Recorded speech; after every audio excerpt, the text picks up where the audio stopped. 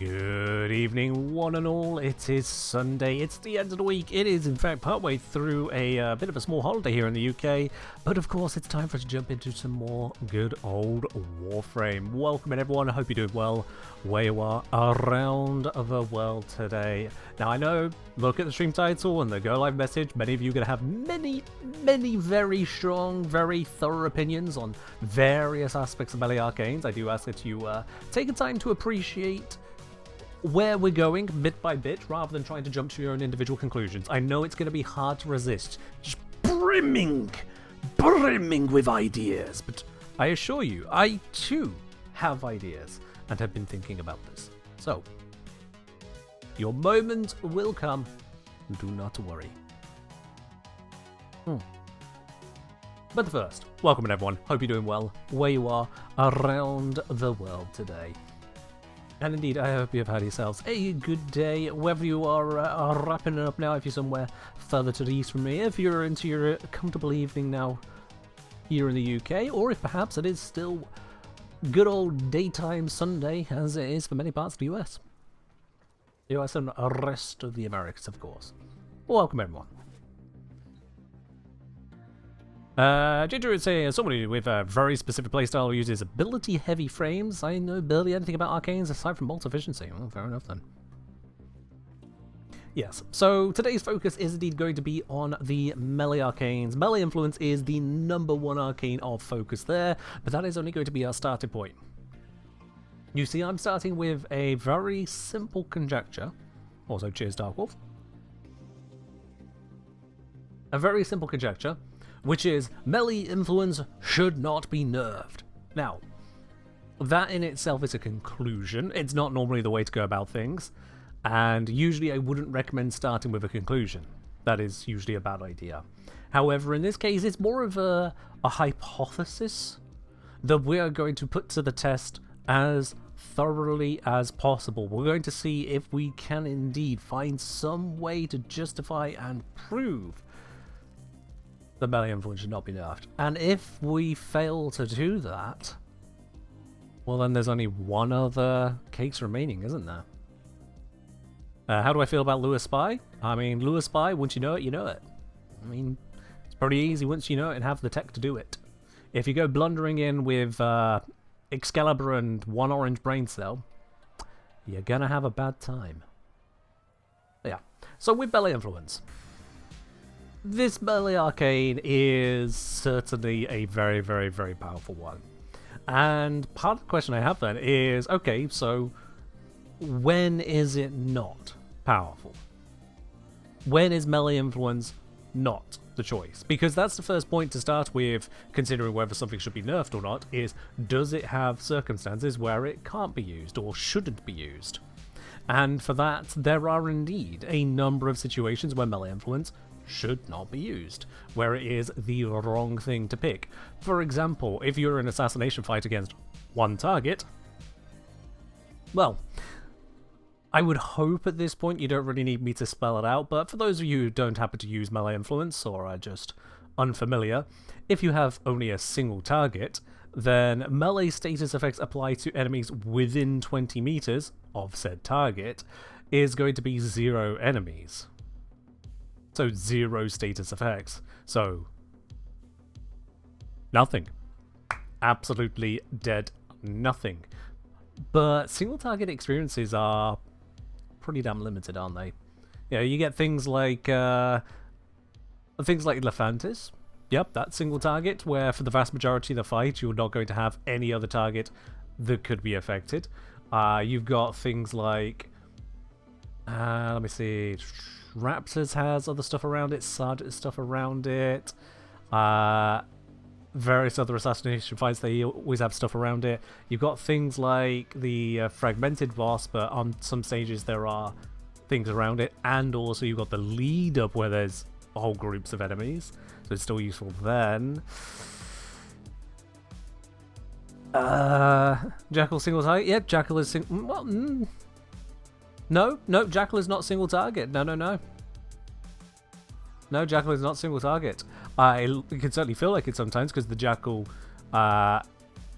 will just have random mooks around it that get obliterated rather easily, but they are there. They don't seem to come back all that frequently, so it's pretty single target thereafter. But it's not entirely single target. Yeah, in terms of single target environments, there's not like a lot of them. Sea Rabbit's asking for blue in the background.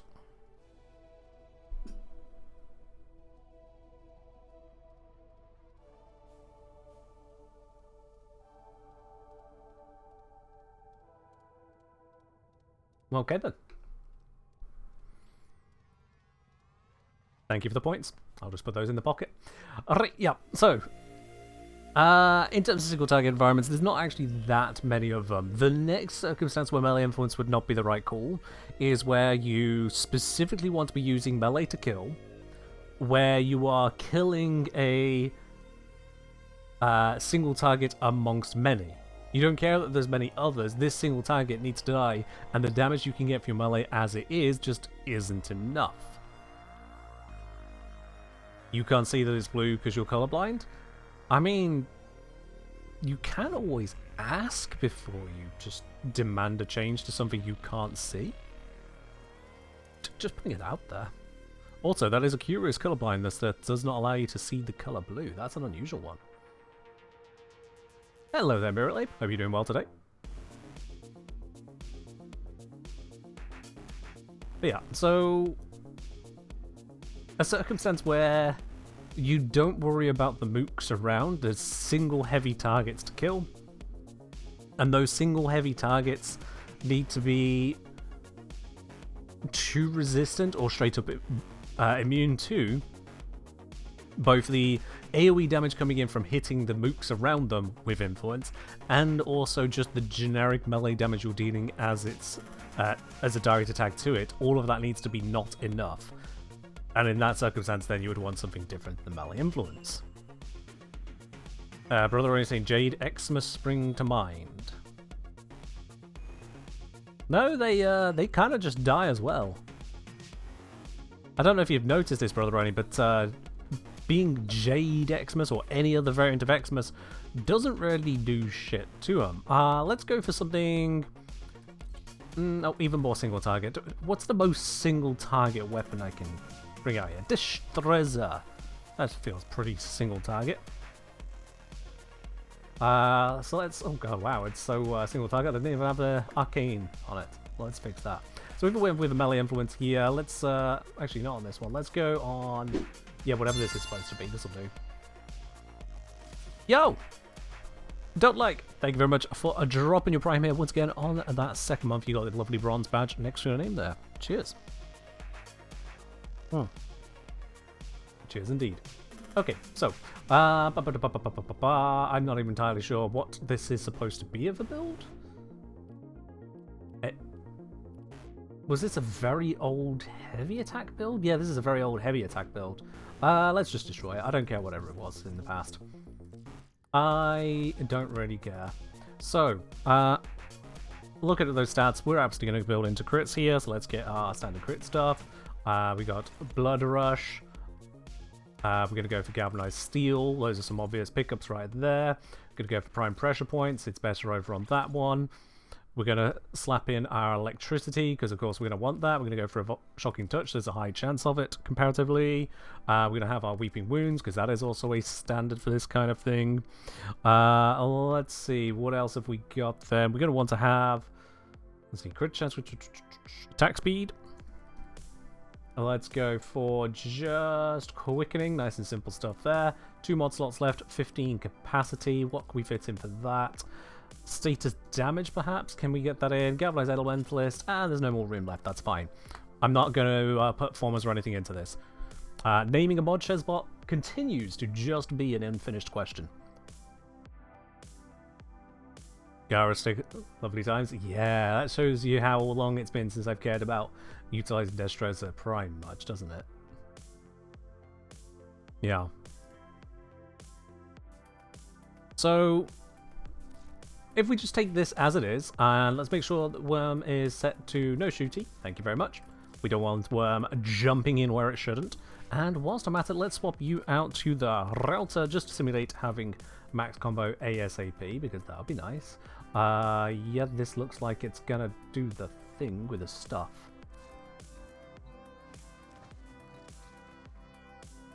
You're writing condition overload when choosing a 15 drain mod spot in. Okay, there we are. So that was the full context of how about adding condition overload to the rest of the build, rather than what often people would say condition overload is to replace prime pressure point. But either which way, we don't need to go with that approach.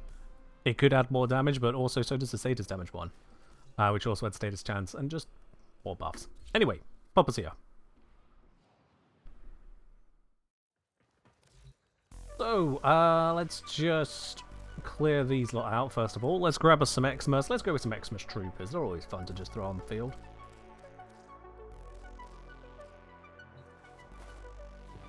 There we go, and this does indeed include a healthy dose of Jade Xmas in here. So let's go ahead and quickly just get us some combo. We can see that's basically done no damage to them, so that's not a concern. Here is our melee. And we can hear that despite Jade Xmas being Xmas, it's not really changing the matter. Now I'm still focused on this one guy up here. Still focused on this one guy because I've got no kill stacks whatsoever. So anything that would benefit from that is just not present. We're basically utilizing pre-rework modding. Eventually, there we go, he died. And as I look over, in the time it took this guy to die, a bunch of others have already perished, and most of these are about to die as well. And that does also mean now that I've gained all the stat burst from all of the melee galvanized mods. But we have now reached the limit of what this is really going to offer to us. Because, well, everything's dead. Even the guy over there died. Now, that was a pretty terrible showing. I will admit that was a pretty damn terrible showing, because, let's face it, it's Destreza Prime set up for a combo hybrid setup versus level 205 Xmas units with 0 ability buffs, 0 arcane buffs, and for the majority of it, 0 galvanized buffs. Yeah, that was always going to be a little bit shit, wasn't it?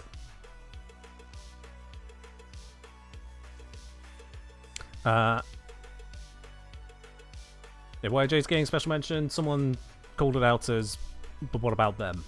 There is no what about them. They're just Xmas units. They have an attack, but they're just Xmas units. So yeah, Stress is definitely a weapon of its time, and the fact that it's just, you know, a prime weapon. There's very few prime melees which are... Actually, there's very few prime weapons which are actually all that noteworthy, and that's why Glaive Prime was such an absolute stonker for so long, is that it was a noteworthy prime weapon. So it was relatively accessible. You could trade for it rather than, you know, like going through some massive ordeal otherwise. D then made it hard to obtain the relics, but that's a separate issue. Relatively accessible. Just crack the relics, grab the parts, build the weapon, job done. Whilst also delivering high AoE, high damage, high slash, guaranteed slash in the days of the slash meta. But most prime weapons don't hold up to that. It's why they are just a tier above your normal weapons. Then you get into your adversaries, then you get into Incarnans. Yeah. Chrono's quite beloved by Asian market. I mean, Chrono was quite beloved by more than just that Chessbot. Chrono Prime was also a very valued weapon. It's right there for me in terms of usage. Bear in mind, Harmony is not my most used. It's favorited at the moment because from earlier testing. So, Chronon Prime for me is sat just below the two most powerful glaives of all time, Redeemer Prime, which carried me for a long time, and the goddamn Inadem. So, yeah, Chronon Prime sits rather well, and again, that's because of very high slash output, decent AoE output, good damn stats. No surprises there. No surprises on that. That was definitely not a region-locked interest. Anywho. So with the Destreza there, We've just seen how it performed taking out 20 Xmas units, and it wasn't particularly overwhelmingly great, but it did still get there. But if I were to do that with basically any other arcane in that slot, any other arcane in that slot, is there anyone here that think it would do better? I could probably just skip the whole demonstration of that right now because the answer is no. In terms of killing that group of enemies, the answer would be a resounding no. Now, the other circumstances in which melee influence is unsuitable is if you are unable to deliver electric procs. Lavos and Volt are laughing, and by extension the Helmet system is laughing. Or it could be you'd be laughing if you were to go, oh no, I'm up against targets which are completely status immune. Or, oh no, my weapon is completely incapable of delivering status effects. There are circumstances where melee influence simply just cannot be triggered, or not in a reliable fashion, or even when triggered, it still can't actually capitalize on what it's trying to do. There are circumstances we can conceive of where melee influence doesn't work. Plenty. So, how many missions are there that make it where melee influence isn't an option? Because we know there's going to be melee weapons, but those melee weapons that can't influence either have some very specific perk or approach, or just kind of suck. Is there a heavy attack damage arcane? There is a heavy attack crit chance arcane. Yo! Oh, hey, number. Yo there, Alsu. Thank you very much for resubscribing up onto 14 months of tier 2, no less. Much appreciated once again. You got that pot continuing along with its lovely little silver star on it. Cheers. Indeed. Yeah, there was... where is it? Here we go. Melee Animosity. On melee hit, gain 42% critical chance on your next heavy attack, up to 420%. And I should point out this is gain plus 42% critical chance, if I recall correctly. I'm going to check the wiki just to be certain on that, but I'm like 99% certain. It's plus 42%, so it's not actually that good. Let me verify. Critical chance bonus is additive to mods like True Steel, which is itself a multiplier applied to your critical chance. So you don't get 420% critical chance on your next heavy attack, you get plus 420% critical chance, as in plus 2 other critical chance modifiers, which is not that. As written, it looks more interesting. But say if you go with this one here, where the base is 32%, well, even with this current setup, by the way, which, yeah, granted is not a heavy attack build, with this current setup, we've got 220% on heavy attack there, 440% in general from this with full combo, so that is 660%, and the absolute best that melee animosity can do is another 420% on top of that, not even doubling the benefit you'll be getting just your critical chance. And you first need to make 10 additional melee attacks, all of which hit, in order to get that. Not exactly ideal. Not exactly ideal. But it does exist, there is that heavy attack thing there. As I say, do like afflictions on decisive judgment. That's extremely specific. Let's see. Specifying it's on Nikana type weapons. Ah yes, we're on rapiers at the moment, that's why I can't find it. Yeah, fair enough. You like it on something else. There are niche use cases, it's just, that's the problem, is niche. How many people here think that there is any melee arcane that is on the same level as melee influence for not being niche? About the best answer I can think of would be melee exposure, and that's more just of a, well, gonna slot something in.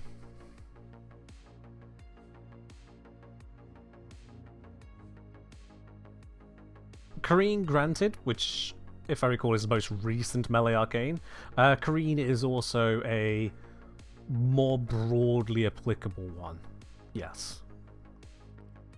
But if we just, like, use the nodes here on Earth, we've got Exterminate. Well, that's a whole bunch of enemies, and none of them are particular prowess, so multi-targets for the win.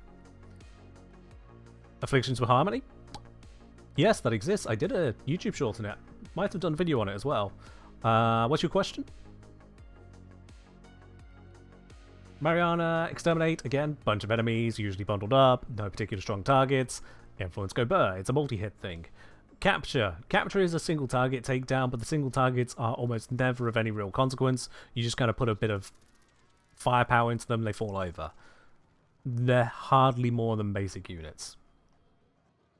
Interception, you've got a whole bunch of units that continuously need taking down. Spy. Spy is a bit of a unique one because you can do it without combat, if you really want to. Or you can do it with mass combat, or you can do it with sneaky combat. Spy missions are one of those ones where your approach to it is really your own. Do it how you like. You just have to deal with the consequences of that choice. If you're going to be sneaky, you're usually going to be slower, or you need to use invis. If you're going to go in guns and melee blazing, go for it, but alarms will be sounded. Calcea Influence does kind of fall apart against status capped enemies. Yes, yeah. Which is basically taking us back to the assassinate missions again. And, I can't really say that other weapons really perform too well in the same kind of circumstance. So, it's an interesting thing when it comes to single target, because melee influence does indeed get nerfed into oblivion there, if there is nothing to spread the statuses to, if they are status resistant, which is usually, again, a single target at a time to worry about, then yeah, melee influence turns off. But if you aren't able to kill things along the way, which if you are, melee influence is still able to do something. If you're not able to kill things along the way, then various other things stop working. The galvanized mods on your primary and secondary stop working, they're all on kill. Various arcanes are on kill. Excuse me. So a lot of things do fall down at that point. I guess my question is looking at how so many different missions are kill lots of things continuously, or no kills strictly necessary, like in the case of Spy, how many missions really call for something else? And how many of those missions are you actively running? Keepsall's asking, if against status resistant enemies, wouldn't a completely different topic do something? Because my guy, I'm not sure how best to answer that question other than to just go, oh yes, if you build a weapon to kill a target, you kill the target. What actually is your question? Are you asking for us to drop the idea of melee influence and all other melee arcanes and jump over to a specific weapon, specific build with Raffle Advance?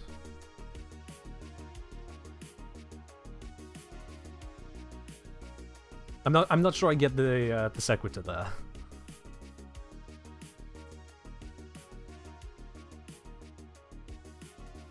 Maybe I'm just missing it. I could be just tired. Alright, so now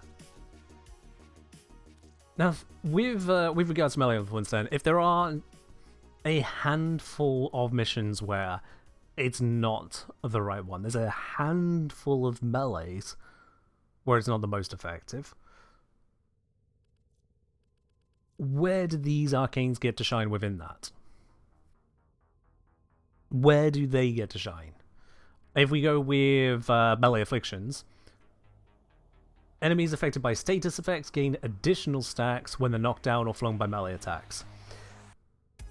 We can't apply this to overguarded units because overguard. If we're talking about enemies which are status resistant, hence melee influence doesn't apply, well, then neither does melee afflictions. It has some application on resistant rather than immune ones because of the nature of how it calculates the damage and how it reapplies it, but it's still going to be limiting its effect.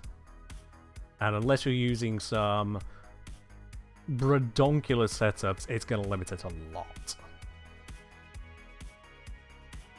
When it comes to melee animosity, you can absolutely build up that crit chance and then go for stronger heavy attacks. My wonder is, can you not get something better out of basically any other setup? If your entire plan is to hit something 10 times to then have a better heavy attack that, as already shown, is still not even double what can be achieved with mods, normal mods.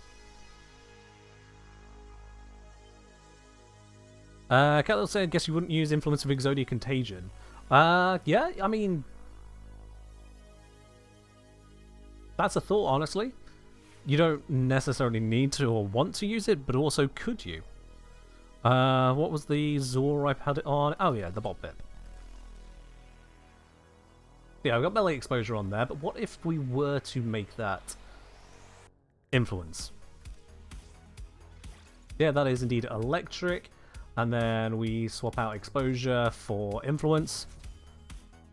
I mean, doing nothing else, I'm just going to have Lavos as kind of like present, but not using abilities to Venon's form into it. What happens there?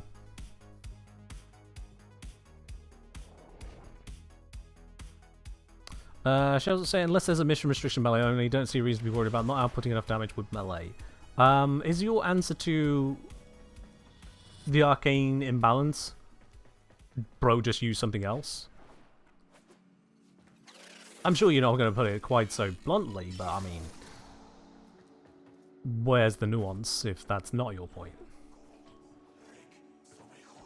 Because I feel like people who like playing melee probably wouldn't want to be told, just give up on melee. Now, does this have any means of proccing electric? Oh, yep. Yep, there we go. It does indeed have some status output on it, and if I modded more into the status, we could do more of it then. Although I'm not seeing that much electric output. I don't know what the status chance is on this, because I don't think I built it for status chance.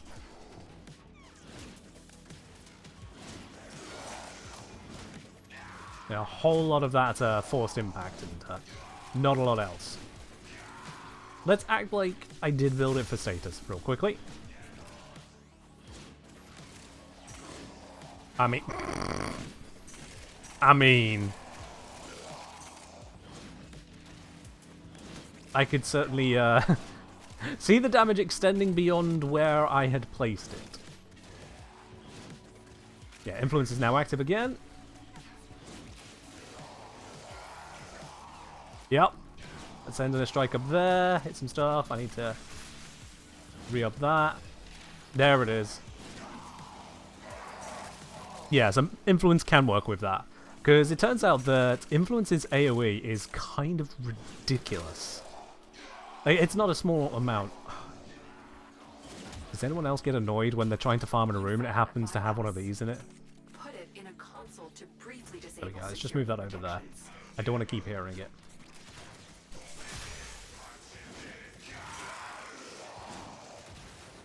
Because oh, didn't mean to grab that.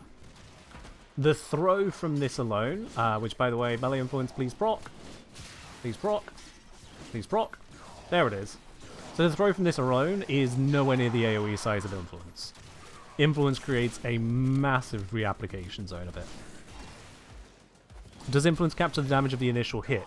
I'm not sure I understand the question, Queen. As opposed to what? Where else would it be getting the damage from? Influence reapplies the status effects as they happen. So if you apply a status effect of 1,000,000 to a target, it's going to apply that status effect to all the other stuff in range for 1,000,000. Tony Venus is big, but not that big. I mean, you say that, but we're also talking about melee, which doesn't usually have 20 meters of AoE. Through walls, no line of sight, no fall off over distance, no fall off for hitting multi-targets. A little more from base weapon damage. Well, okay. See, this is why I'm asking about the question you have there, Queen. Because base weapon damage is your hit you're making. If you land a crit, that is part of the status effect damage you're dealing.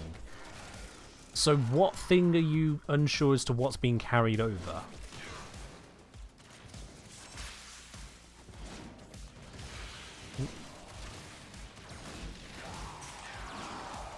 Because again, if you deal electric proc of 1 million, you'll spread an electric proc of 1 million. Enemy resistances and vulnerabilities are taken into account after the fact, both the one you applied it to originally and the ones it gets spread to. Those are separate. Unfortunately, through Twitch chat is a very difficult way of troubleshooting how someone's either interpreting or misinterpreting damage math.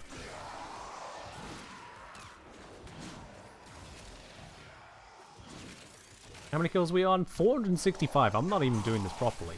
Like, I just threw this together. You see it now? Okay.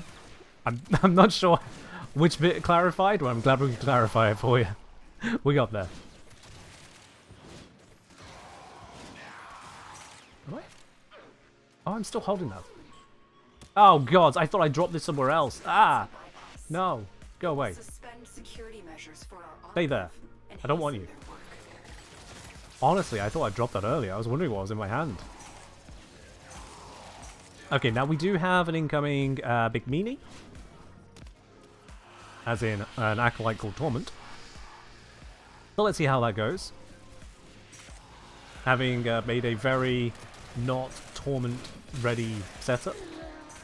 Yeah. And the status on acolyte goes zap, zap, zap. Although I think I did... Yeah, I ran out of electric there on Lavos. There we go, fixed it again. Hello, Moonfrank. And we can now leave this mission, so I can take all of my loot and laugh at all the enemies that did absolutely nothing to stop me. And apparently get multiple Argon Crystals right at the end. That also works. I have no use for them, but you never know. Something might come up in the next 3 hours. Maybe. So yeah, what other circumstances would someone maybe think that influence is a good idea, but it turns out it's actually a bad idea? Because I would certainly see some decent expansion of effect there with regards to Exodia Contagion. And the interesting thing with Exodia Contagion is that it's already killing. So if we apply damage buffs to those enemies we're hitting, we have achieved nothing. The difference between a one-shot and a one-shot is just how big the number is on your screen. And if that's all you care about, this conversation isn't for you.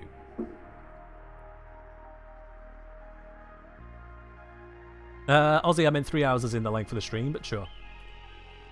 Because they decay in halves anyway, I've got a lot more than 27 hours, but... Cheers for the half correction.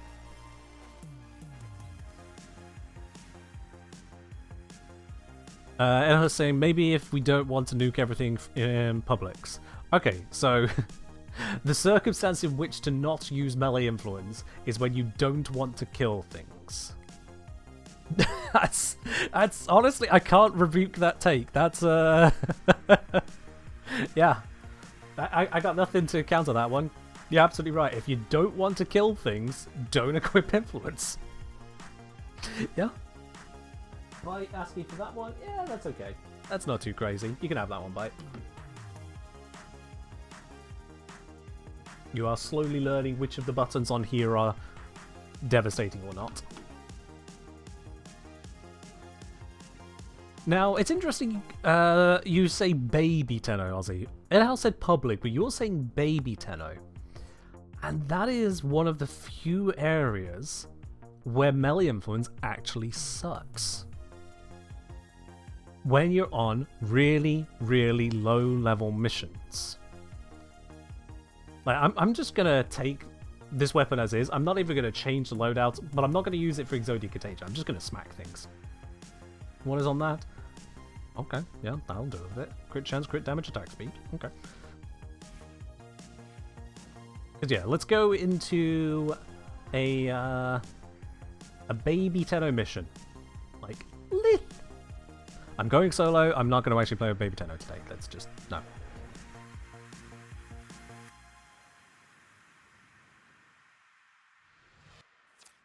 More like it kills everything without you being able to control it. I mean, I'm not sure what you mean at that point then, Edwards. If you're saying maybe if we don't want to nuke everything in public missions, like killing things without being able to control. I'm not sure what you mean if other than just slowing down your zone of killing. Another person who thinks Harmony does better with afflictions and influence. Okay. So we're up to, I think we're on, what, 4 people? 4 people that mention Harmony uses afflictions, which I'm aware of, yeah. Anyway, let's use this electric. So if I go smack, influence hasn't triggered, influence hasn't triggered. Influence still not triggered. Okay, we can get that. At some point, maybe one of these kills might trigger influence, maybe? Nope, not that one. Nope, still not triggered. I'm not even watching the rest of the game, I'm just looking at my buff bar and moving in the general direction of red. Nope, none of those triggered it. I think I ran out of electrics, let me just rebuild that. Nope, didn't trigger it.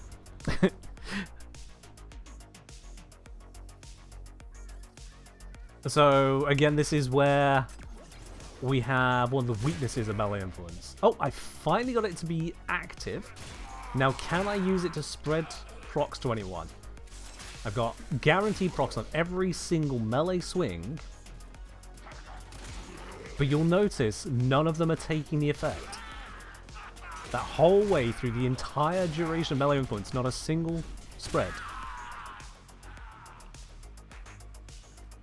No arcane will be useful in this case? Correct, Edahurst. Correct. In this circumstance, it's not just that melee influence is useless to us here. Basically, everything is useless to us here. Because everything just dies. You breathe in its direction, it's dead. You could maybe make an argument for, yeah, Vortex, for grouping up the enemies, but also at this level, the enemies spawn so few and far between, it basically just doesn't matter.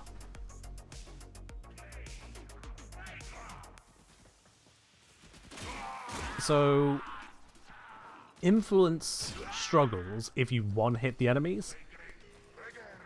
However, if you two-hit the enemies, or just kind of roughly kill them quickly enough that it feels like one hit, but it's not quite one hit, that's when influence exists. It's a bit of a weird one, because, like, you'd feel like surely going from killing them in not one hit to killing them in one hit will be an improvement. But here's the thing, with the way we're moving around, you can see the time delay in me just getting to these one-hit targets. And that is a very real time delay. Granted there were waves there, but that's 47 kills in 3 minutes. 47 kills would be 30 seconds of a survival mission. Not even 30 seconds. To just about maintain life support in Steel Path.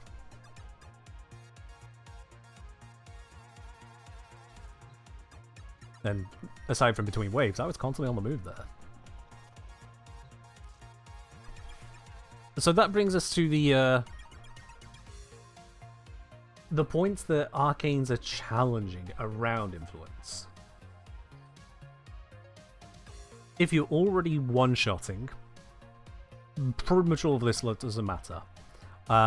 Hey, apply more status effects, they're dead. Hey, deal even more damage, yeah, but they're already dead. You don't need more damage. What about if you get initial combo to do even more damage, but they're dead? More crit damage, but they're dead. Hit them a second time, they're dead. More corrosive, they're dead. Here's some more damage, they're dead. The two remaining arcanes, sorry, forgot melee green for a moment. Freeze them, and then deal more damage, they're dead. The two remaining arcanes of difference here are melee vortex, which if you kill an enemy and they're affected by magnetic status, you have a 45% chance to pull in enemies within an 80-meter radius. Granted, you need to somehow apply that magnetic first. On really low-level missions, you might not even succeed at that, because primers will kill. But yes, there is room there to pull in those enemies that you are one-shotting. And it's not a great pull, I'll be honest. And then melee fortification.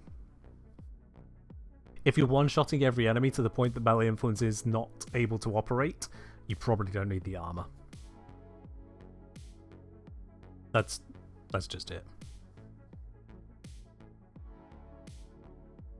You're just not going to get the armor.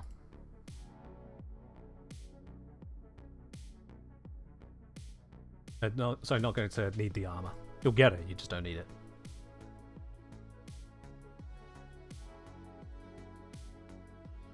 As I'm saying, with Vortex is the only other one that helps with killing more enemies if your damage was sufficient. Now, no, does not mean sufficient.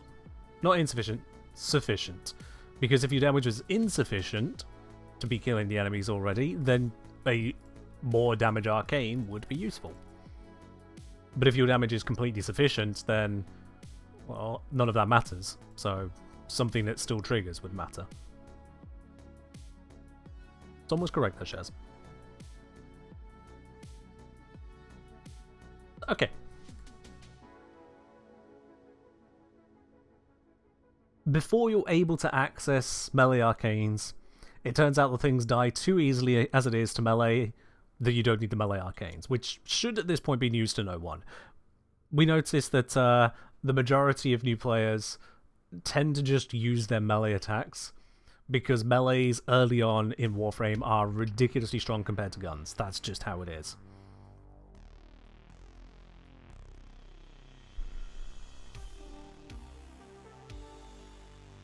Yeah, Shezbot, if you don't put anything to indicate that you're trying to make a joke and you just tell someone the opposite of what is true... Okay. I'm... sure? Yeah. This is why people put the /s or use a sarcasm font. Or a lulla mode, KEKW, those things, yeah. Anyway, why did I come into here? I must have had a reason, it's already gone.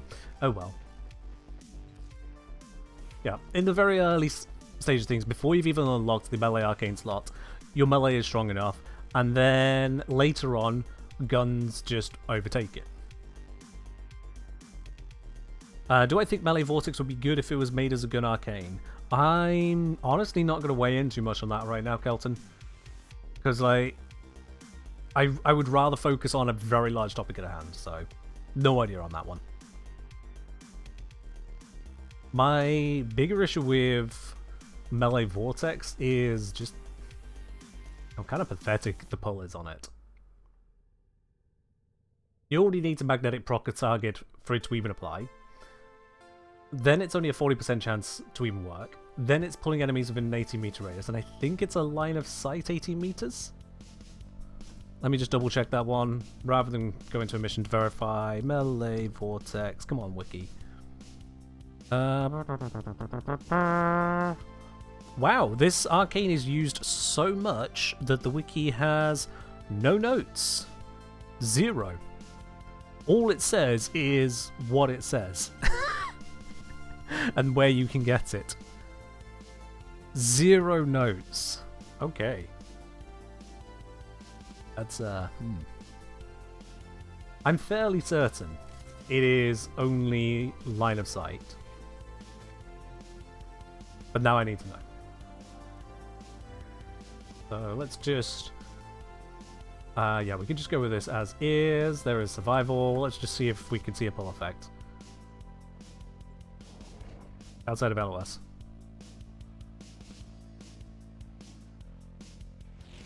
Vortex limited by follow through. Vortex itself, no. The attacks you'll be doing after pulling them into a group, yes. But that is a relatively separate point, especially as some weapons have 1.0 follow through, which effectively is no loss due to follow through. So, yes, but no, but yes.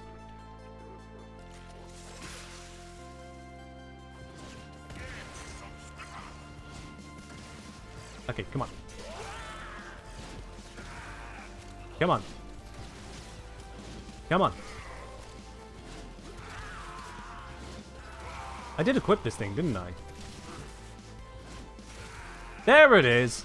Okay, cool. So we can see a pull effect from that. That's first thing I needed to confirm is can we see it from Exodia Contagion. So now I'm looking at the minimap to see if I can see it trigger on enemies which are blocked from LOS. Oh, those guys got pulled in and stuck against this rock. That would indicate yes, it ignored LOS.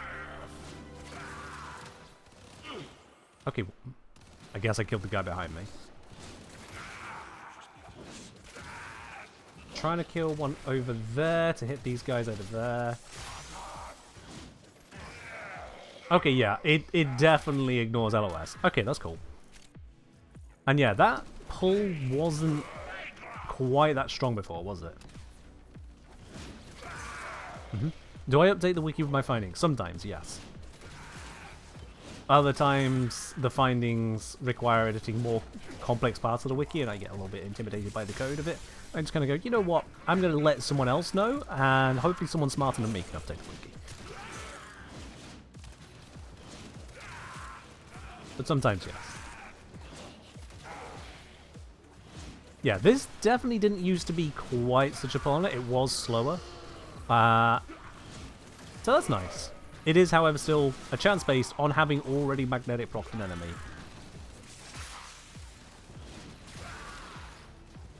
And as someone rightly pointed out, there is still the matter of follow through on the follow up. I'm not going to continue out this mission. We've done the test I need to do there. Looks viable now. So that is an AoE melee with a forced magnetic proc from Labos. So do bear that in mind. Magus is better anyways. Magus, as in the Magus Arcane on the Operator to group things up, which if you want to be switching to Operator all the time, you're more than welcome to do so. But that is a very different playstyle at that point. Which one even was it? Was it? It's not locked down. Yeah, Magus Anomaly, which I don't even have. On transference in, enemies within 30 meters are pulled towards Warframe. Yeah.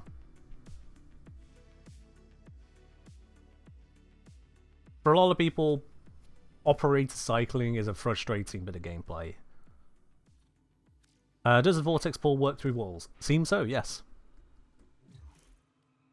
Oh, no, not that. Need to that. Operator sometimes does feel like a different game, doesn't it?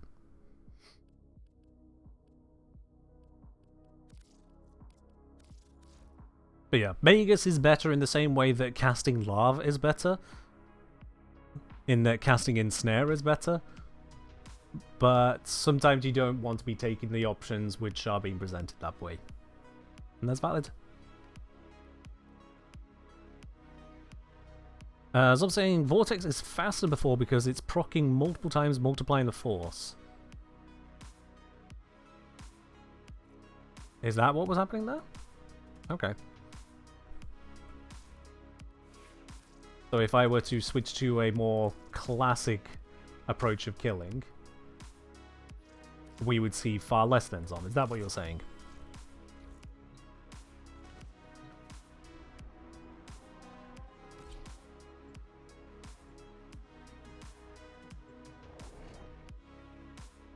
How many vortices are there in the game now? Yeah, there's Vazarin, Melee Arcane, and Operator Arcane.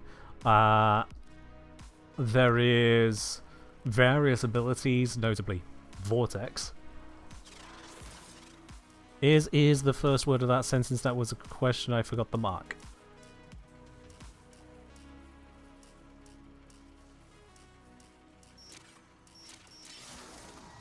Right.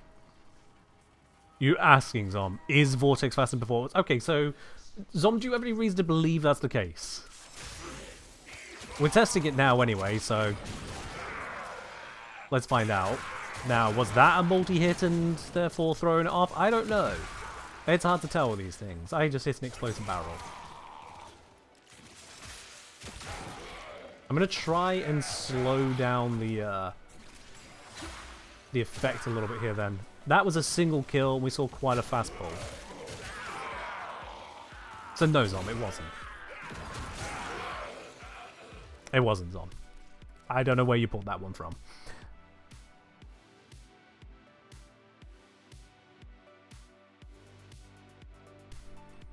Alright, cool. Oh no, my mission failed stats. Whatever will I do?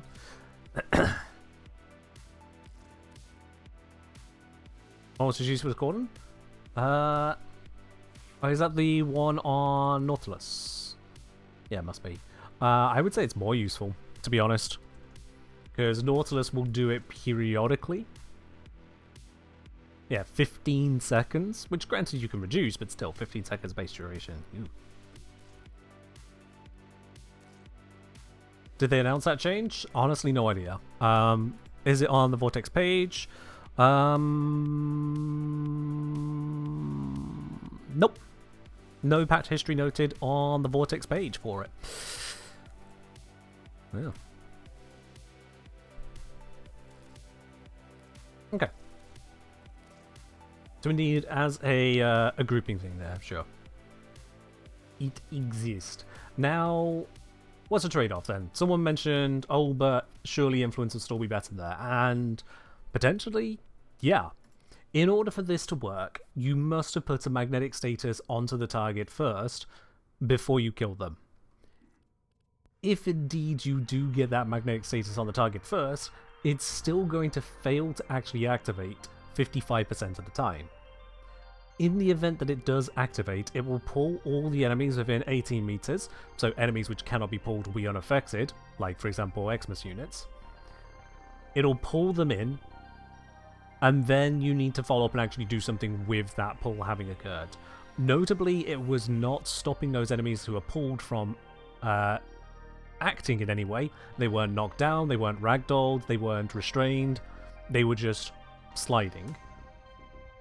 And ones which were behind terrain were not being pulled through the terrain or around the terrain, they were getting stuck on the terrain. Which can be both a positive and a negative. Given the way people complained about Vauban, I would say more negative than a positive. Victor Go saying, get where it's only a chance, you're not perma-grouping, but the chance feels so bad. Yeah, I mean, that's what we're challenging today, is all these things that make it bad, and does it need to be that way? Because melee influence isn't chance-based. Once that first chance happens, which is, yeah, it's 1 in 5, but once that happens, for the next 18 seconds, it's not chance-based. For 18 seconds, it just happens. Done. Whereas Vortex, you roll that chance every single kill.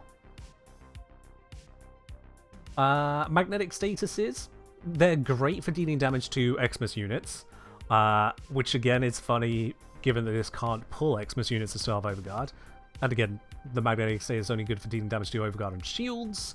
It doesn't help you deal damage to their health. For a lot of enemies then, magnetic status effects basically do nothing to them. So it can be a bit of a toughie to trade that in. Melee weapons, I would say, are already a little bit chocked for mod slots. If we take, for example, this Inadem here. Yo, Ridiculous! Hi, Ken. Hello to you as well. Thank you very much for resubscribing at 15 months. Much appreciated. Yeah, if we have a look at this Inadem here, which is just what I threw together for that. Actually, I didn't even throw it together for that. I just swapped the arcane on it. We have a range mod, because range is a nice stat to have on a lot of melees. We have a set of 3 critical chance mods, pure damage mod, we have a status chance mod, and then a couple elements. And then this extra slot up here, we're also taking up the slot for the Tennokai. There's not really many other things you could put into there. It's basically Dispatch Overdrive or Tennokai at this point. But that's already a bit chocked on slots. If I was to try and put Magnetic into here, sure, I can get 20% attack speed on top of the Magnetic bonus there. Bearing in mind other attack speed mods, 55%, 40%, 30%, 70%. 20's not a lot.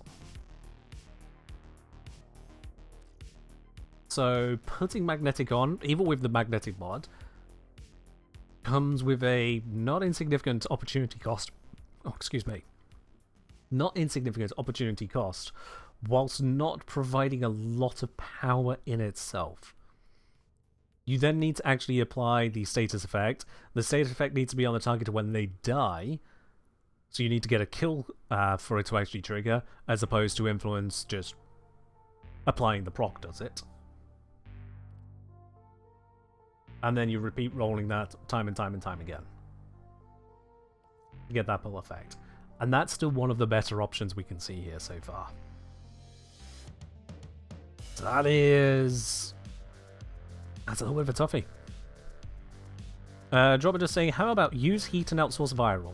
Andromeda, what does that have to do with melee vortex?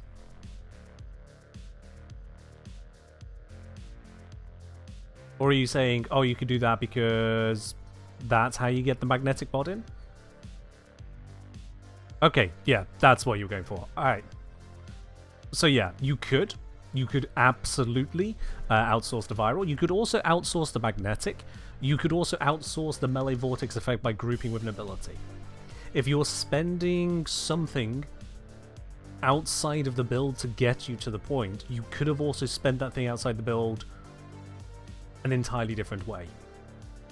So if you outsource the viral by taking a particular companion, yep, we don't need this viral here anymore, so long as that companion can actually do enough viral to matter, and so long as we didn't really need the viral in the first place, and so long as the heat is actually beneficial, all in favor of putting in a magnetic mod, hoping that it's going to give us enough magnetic status from this to then hopefully trigger the melee vortex. You see the number of steps it's involving. It's not a, oh, but you could just. There's still now even more of a process. Versus Electric just triggers the arcane, benefits from the arcane, and is a damage dealer.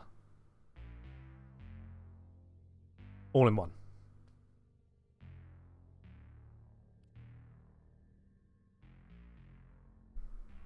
And still damage loss because of value of Prime Fever Strike? Potentially.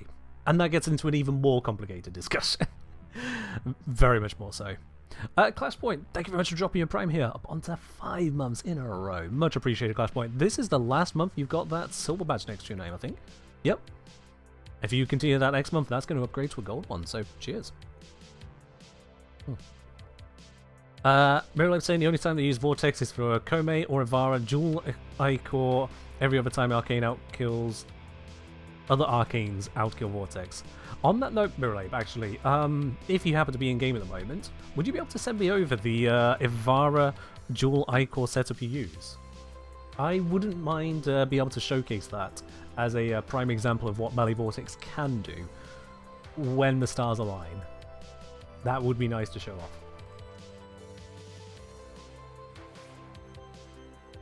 Oh yeah, so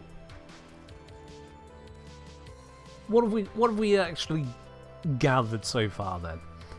Melee influence, if you're up against the weakest of enemies where you're one-hitting every single time, doesn't trigger, but then basically nothing is worthwhile.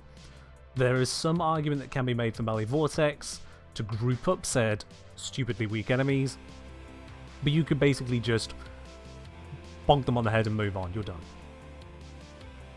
Everything's dead already. So saying just a Vortex Makora whip to farm them in my dome, so I can squeeze it in general use. I can see that, yeah. If you don't want to kill outside of the dome, having that pulling effect for quote-unquote free, I can see that.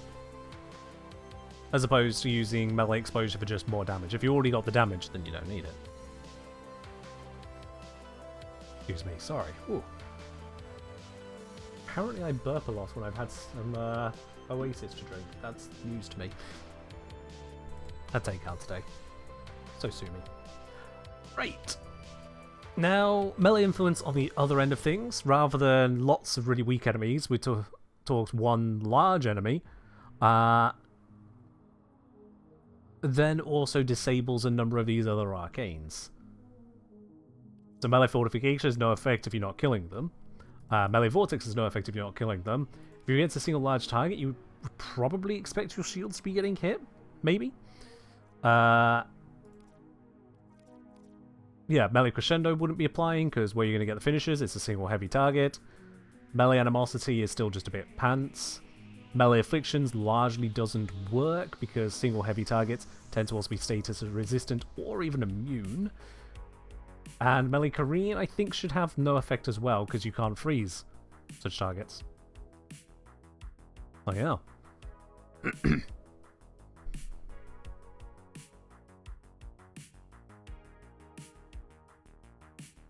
That is an interesting setup. Even if downstairs immune, often knockdown immune. Yeah, so again, melee afflictions just goes, oh, okay, nothing. From Mirror with Nourish, Zarta's Whisper, sometimes too strong. Okie dokie, so this is the Avara dual Icor combination for melee vortex usage. Look at this, we got Bolt Vigor for more strength, which, yeah, you can snapshot into Zarta's Whisper because it's a long duration. Bolt Augmented, just continuously applying.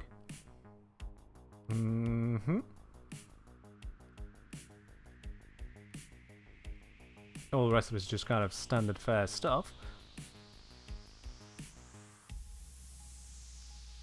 And then the dual Icor. What's the magic here? This is a magnetic toxin approach. And yeah, it is just that. Granted, that is a stonker of a ribbon. Plus 230% crit chance just as is nice. Although, granted, these are already doing 550s. Archon Flex, I figured as much there, yeah. I didn't see you killing with cold abilities. That's just there because you can, yeah, why not? Uncotado, what's the rest of your question, please? You've just named an item and put a question mark on it. I don't know what you are asking.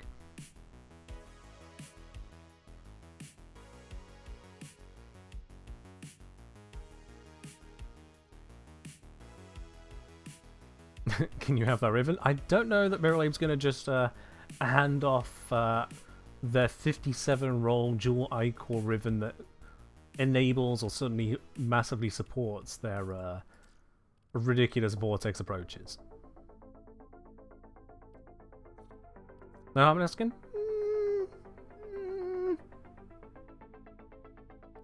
We'll keep tabs on begging. How about that? How about that?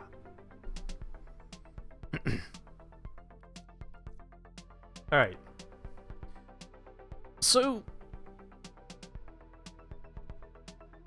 I was looking for mods that would work on heavy targets, I think. Okay, right. So you said just retaliation. What you meant was, would melee retaliation be suitable for attacks against heavy targets? A bit where I previously said, but you were still at risk of losing shields on taking attacks. But yeah, like, if you can maintain all of your shields, you can have a constant melee damage bonus from this, yeah. If you can avoid losing your shields, this indeed can be that damage bonus. Now, in terms of that damage bonus, how much damage bonus does it offer? 30% melee damage, and go on, Wiki, is that additive? Melee retaliation. Yep. So it is additive.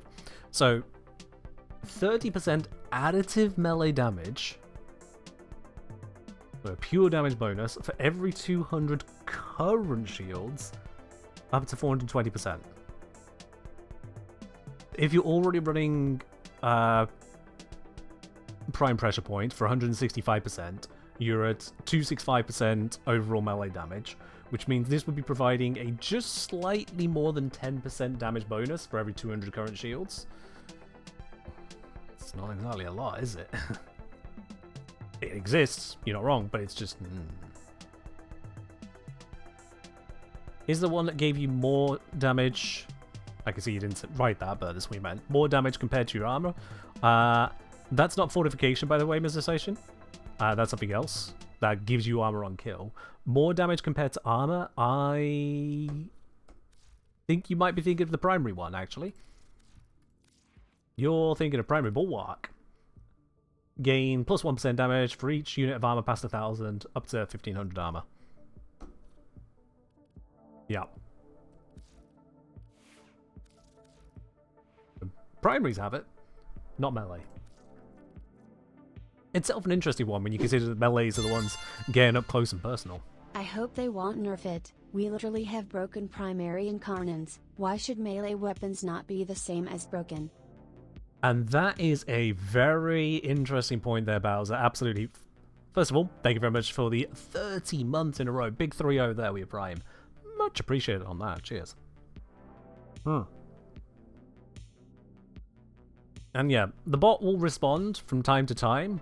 If it's been only a moment since someone last asked for the goal, it's not going to respond again. That's all. There's a small cooldown on it.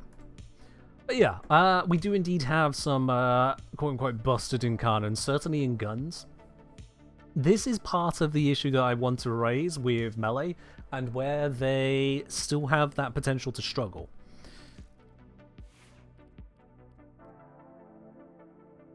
It's in actually getting to the enemies quick enough to matter. So let's go no vortex, no influence, no arcane at all, actually. Don't need the arcane where we're going. And let's just observe that for a moment. So first, let me save these, because I did ask specifically for them. It would be rude to not save that. That is number 1. Yeah, shove it on desktop for now. Ivara. And number 2.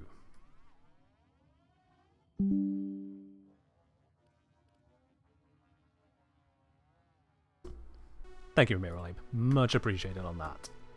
Okay. So just taking this as it is into survival mission. Give me a good tile, please. I don't want it to be a sucky tile throwing off the appearances.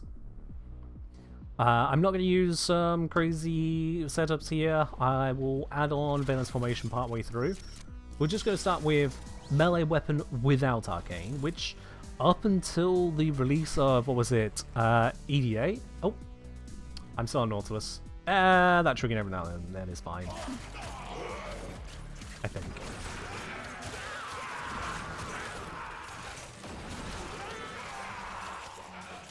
Okay, maybe not. Nautilus is going to get in the way here. Yeah, that's Nautilus doing Nautilus things. How naughty of it. Oops. It's fine, it wasn't even a good tile.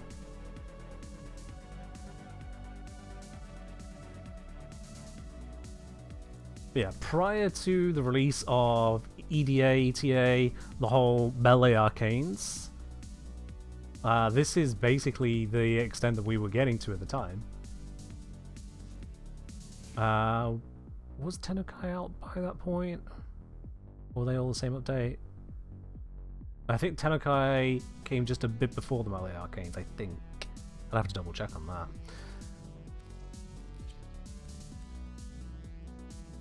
Oh, Tenukai was later. No, Tenukai was out. Okay, yep, I'm going to just go to the wiki, because now I'm getting 2 different answers. Do I feel like timing out the person who stated the wrong thing? I'm going to let you off this time, but...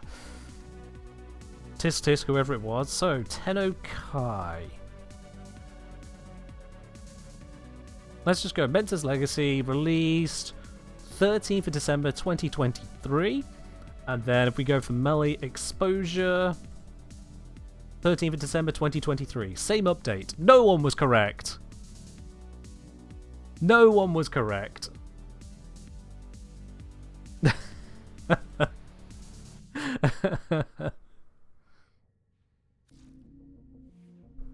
Everyone gets timed out. Even the mods, even the stream. We're just going to end the stream. Everyone is wrong. Goodbye. Yeah, no. You just got here? Oh, sorry, Sam. You have been bundled into it. We're going for just complete annihilation. It's the Tenno way. Just kill them all. Welcome on in, Sam. Hope you're doing well today. Alright, so once again, we got viral modding on here. Viral modding is going to be fine.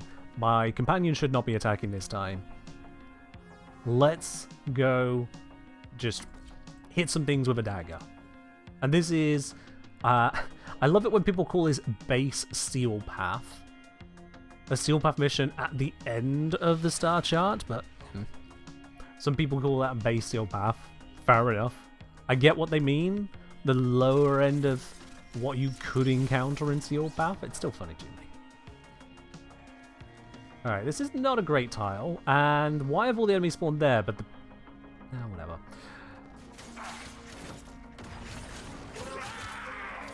So let's get to killing. Now, the Inadem is pretty damn great for dealing with groups of enemies because it's got a lot of range, but it's also got... Oh, shit. I put the wrong... Whatever. It's not grouping enemies, it's fine. Yeah, it's got a lot of range, but it also has a good follow-through. So it actually is a very powerful weapon, and that's why I use it so much. Without Arcanes, it's still getting plenty done. But you'll notice I am having to actively make my way towards each enemy. That little slam glide there was kind of weird, but yeah, we take those. We do take those.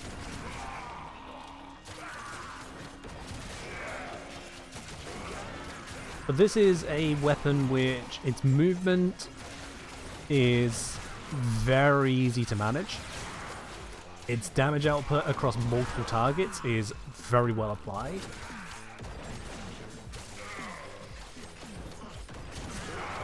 And even then, I'm still actively taking that time to go towards each target. I'm using a little butt scoot of just tapping control into a slide. Just to go, slide, just to get me to things that little bit quicker.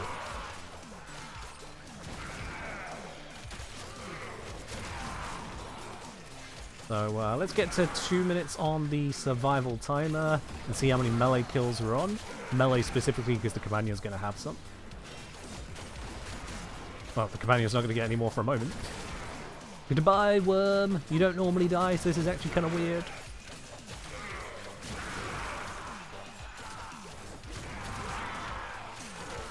In the first 2 minutes where enemies are nice and condensed, melee kills, 186, not even 100 kpm. And this is me praising the fuck out of the Inadem here. I'm not getting 100 kpm. One of the very best melee weapons in the entire game. It's the S tier grouping because it's Incarnon. It's a good Incarnon. And it's not like I'm really lacking for damage. You know, when I do aim at a target, they die pretty quickly. I've got Discipline's Merit, so I am proccing Tenno Kais as quickly as I can.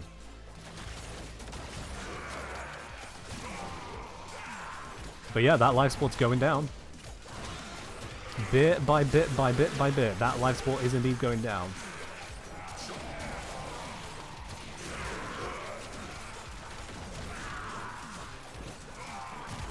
So, I guess my question then, that I'm asking myself as well as you guys, is how does one make melee better without just saying, oh, did you kill one thing? Kill more than one thing. It's not so much testing, it's kind of demonstrating. Using the baseline, the control, as you will. How does melee move beyond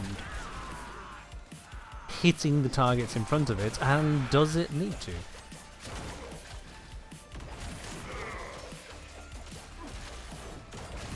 I don't know, make the other arcanes more useful. Thank you, Mrs. Ocean. That was truly exactly the articulation.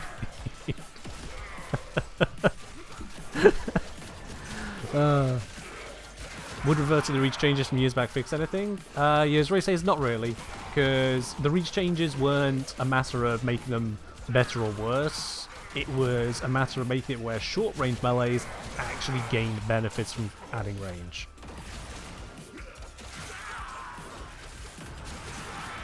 So, I've managed to recover a life support here, which is a good indication of kill rate. I wonder how much did that my companion? 426. I'm getting close to 100 kills per minute here. It's not quite 100, but I'm getting close to it. Only about 30 kills for my companion. It's kind of surprising, if I'm quite honest with you.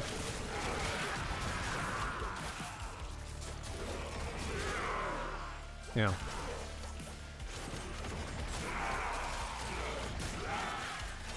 Excuse me. Now, Sam's saying maybe potential rage system. What did that rage system potentially look like? 479 kills in 5 minutes, yeah. We're looking at about 95 KPM there, 96. Which is acceptable KPM. Acceptable. We didn't even have an Acolyte get in the way, although the Acolyte would have rolled over. Did slaps. Rage system was meant to replace channeling? Oh, well, we ended up with Tennokai, didn't we? Combo and Tennokai.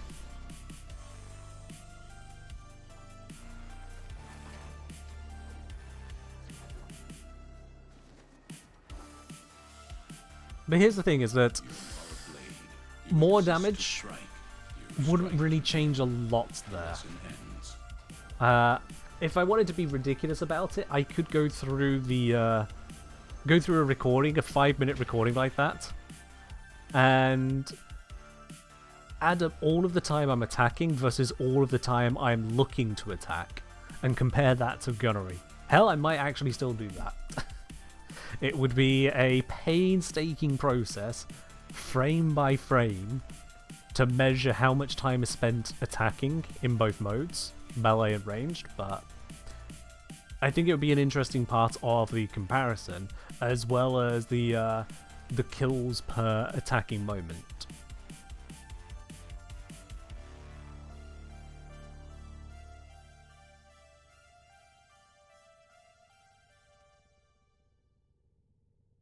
So I'm saying, thinking if there was a rage system, all melee attacks would get like mini exalted energy waves, made from melee swings. Okay, so with that rage system, that's taking the melee and saying when you're attacking one target, you're actually attacking multiple targets. And dare I say, that's the approach that I've been against for the last few years now. Let me see, how long ago did I really step into this particular arena? It's certainly years ago now. There it is. August 2022. 4 years ago now, I put out a video titled "The AoE Meta Has Gone Too Far." Not all that long after that video, many AoE weapons got nerfed, like the Kuva Brahma especially. Now the reason I have such a point against it is that when it comes to basically just AoE approaches, it takes away the whole engaging the targets and just goes, did you hit something? Alright, cool, yeah, death happened. Well done, you did it. Melee already lacks a lot of nuance to it, unfortunately, and that to me would take it even further. We already have the, do you want AoE groups of enemies? Here's the Zoris, here's the Cronin, here's a Stropher, different kinds of AoEs in how they work. No, for me instead, it's more of a reassessment of Warframe's incentives and how we reach those incentives. In a spy mission, Warframe's incentive is sneak into the vault, hack the terminals. That's the entirety of the incentive. Everything else that's going on around it is kind of secondary to it all, because so much is stacked onto the vaults. And indeed, if you sneak in, you manage to crack it without setting off the alarm, you get triple the affinity, and that matters because they actually give a decent amount of an affinity. Not a great amount of affinity. The days have kind of moved on for affinity farming, but it's still pretty damn decent. If you compare the affinity you get for completing a round of interception, or for completing a mobile defense, to the affinity you get for completing a spy mission, it is night and day different. Likewise, for the rewards, in the spy vaults, you don't get any enhanced rewards for killing. You also don't really get enhanced rewards for not killing. It's more a case of you crack the vault, you get the rewards. A, B, and C leads to rewards 1, 2, and 3. Simple as that.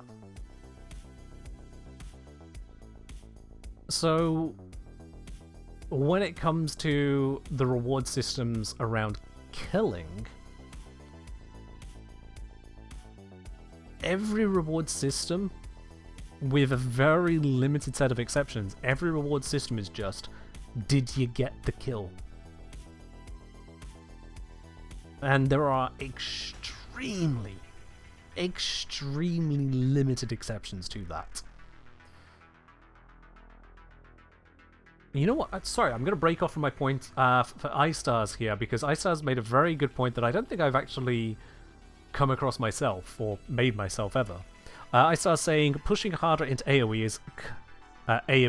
pushing harder into AoE as king also ends up with people asking for more enemies to spawn, which is a self-feeding loop, because if you're getting swarmed by more enemies, AoE is about the only option after a point. And that is a brilliant point there, actually, iStars. Actually, brilliant point, yes. If you're killing everything so quickly that they can't spawn quickly enough, you demand more spawns. But now there's more spawns, and the Overton window of what's a good kill rate shifts. Yeah. Eva Joy saying, I mean, doesn't this go beyond melee into Warframe's fundamental design? The two are intricately linked, and that's what I'm getting to. That is what I'm getting to here. Is that when we're going choppy through all the enemies, or shooty, casty, whatever your approach is, when you obliterate all of the things around you, yeah, go get your 3 hours of rest. When you obliterate all the things around you, you get the win condition. Those win conditions in survival is, congrats, you managed to just kill enough to maintain life support. You didn't need to go chasing towers, you didn't need to extract, you did the killing. Good job. Here is your loot on a per enemy basis. If you do it in defense missions, it's, did you kill the enemies? Congratulations, we can move on to the next wave. Here is your loot. Here is your round reward. And that repeats in basically every mission where there's not a fixed number of kills to get. Or no kills at all required. There are a very limited number of missions, a very limited number of mission types, where no kills are required at all. I believe that comes down to just sabotage, spy,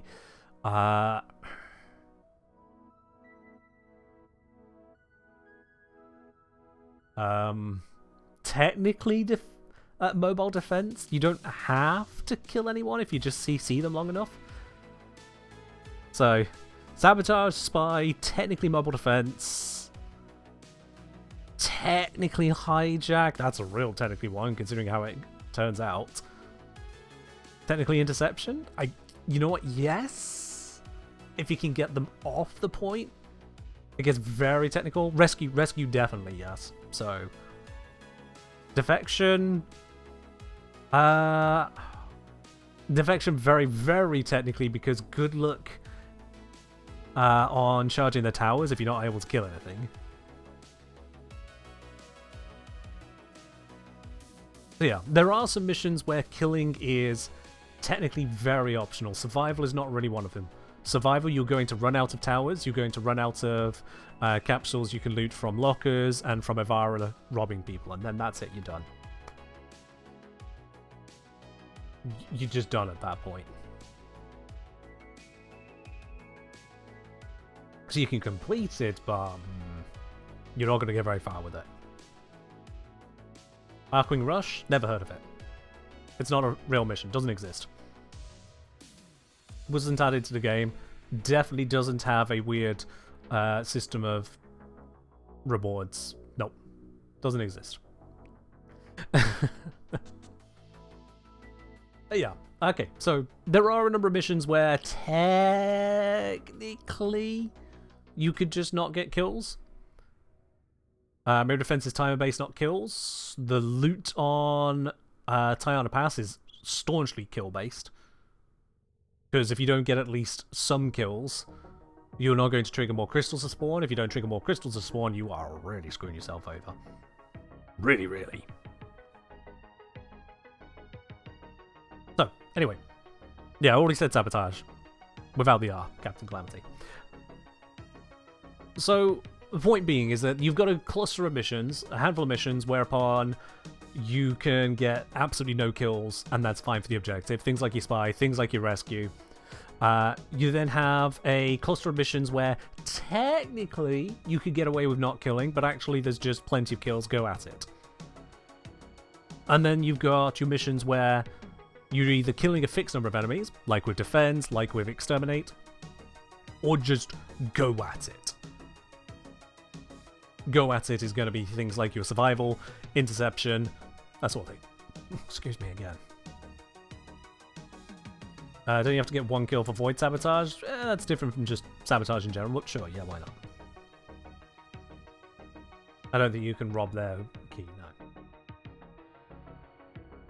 So, the point that I'm getting to there is that whilst we've got these distinct categories of kill or not kill, there's not a lot of nuance to it.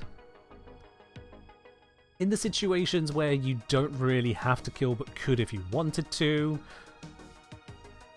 the rewards for killing are the fun of the game, so it's almost irrelevant. The ones where you absolutely could get away with not killing, but basically you're going to want to kill, the majority of the rewards are actually in the killing.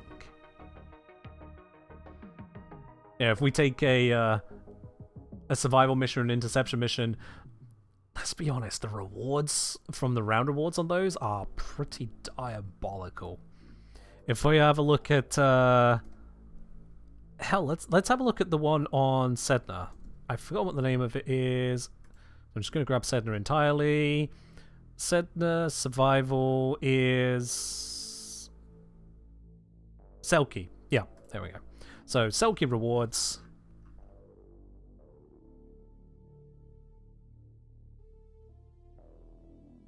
For the first 10 minutes, it's credit caches and 400 endo.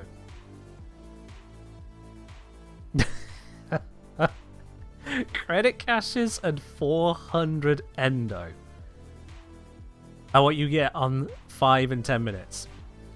On the 15th minute, sooner if you use the speed up device, on the 15th minute, you could get mods like Flow, Hell's Chamber, Hornet Strike, Serration, Split Chamber, Stabilizer, Steel Fiber, Stretch, or one of the 7 standard Neo relics.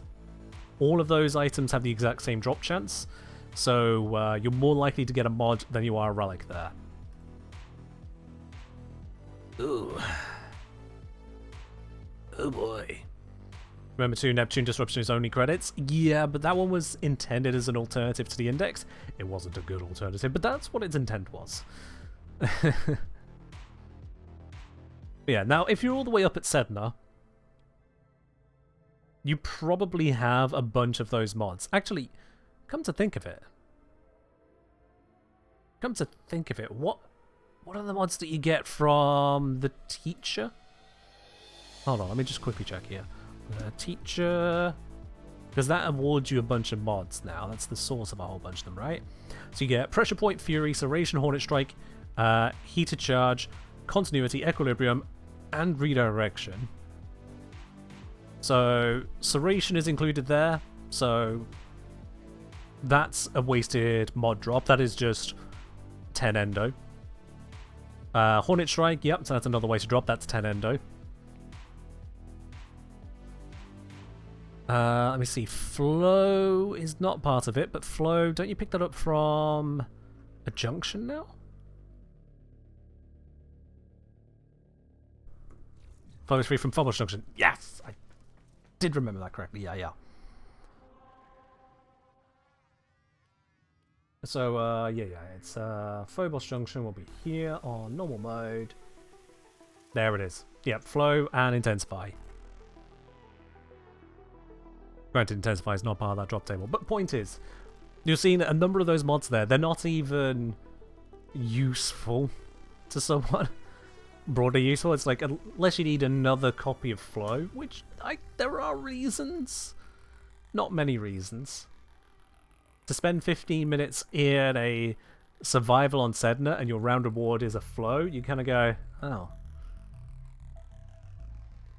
Okay. Yeah. And then on the 20th minute, now this is a high tier mission, so we'd expect higher tier rewards, and indeed 20 minutes of survival on Sedna, you have a 77% chance of an Axie Relic. Good shit. That's a nice reward. Axie Relics are welcome. You then have the rest of the chance on Arrow Mutation, Cleanse Infested, Pistol Ammo Mutation, Rifle Ammo Mutation, Shotgun Ammo Mutation, and Sniper Ammo Mutation. Which have their uses. Yes. Yeah. Those mods being there are relics from when we were using rank 5 fusion cores. Yeah. Yeah, it used to be originally that you'd need multiple copies of mods, fuse them together, hence fusion. Much like we do with Arcanes now.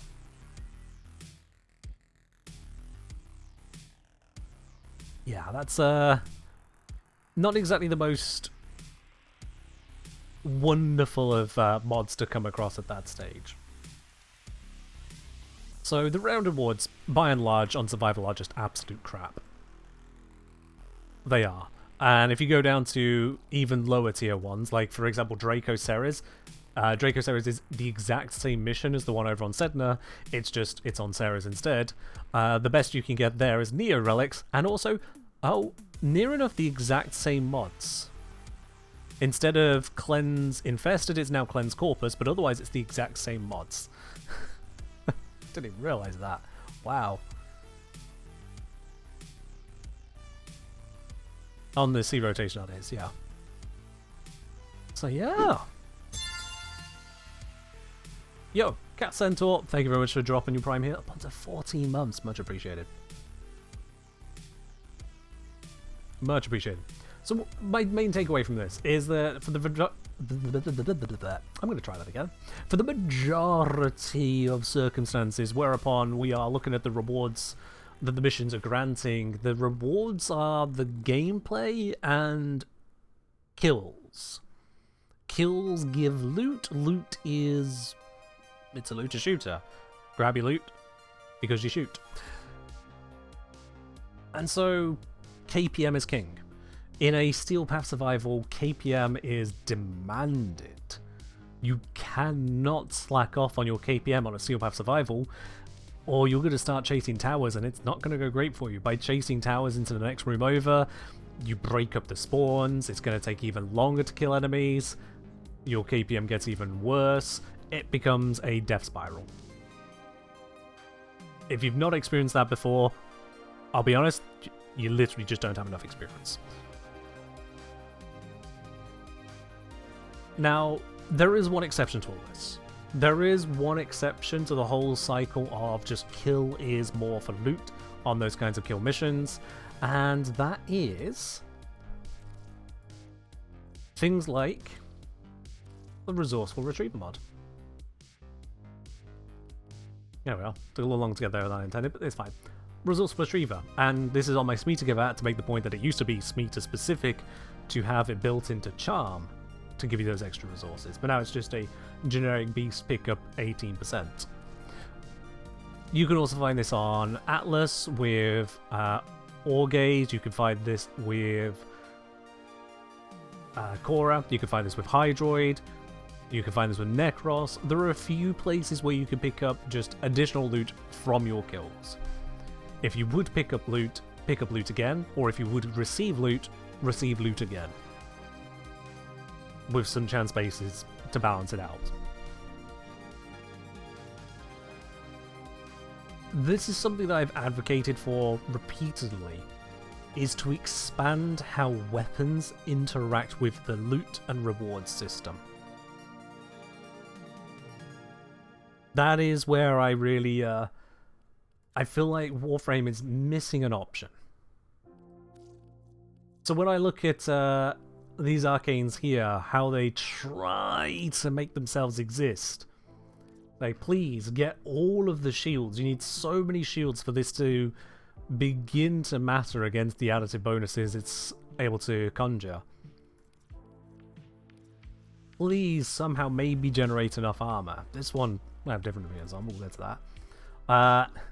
Will double strike, but only sometimes. Here, have a little bit more damage on your puncture weapons. Can be a lot if you're very, very dedicated to it.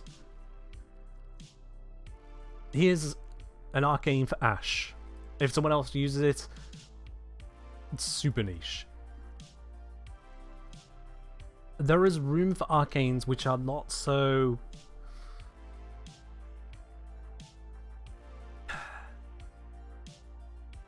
not trying to be each other. There is room for arcanes that are not trying to just be the top killer. Because Warframe isn't just that.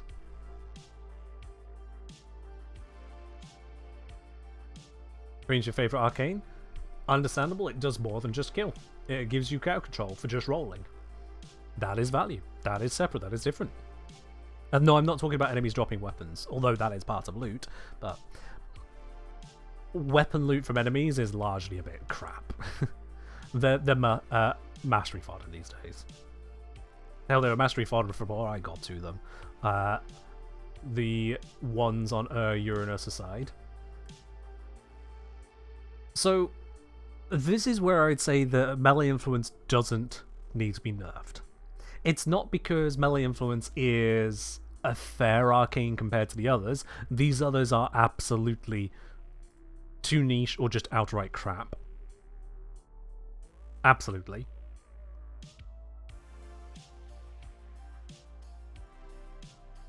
It's that trying to make everything compete with influence is why influence is so good. Because they don't. How do Exodius fit into my perspective? They really don't, right? Because they are restricted to Zors, like you say.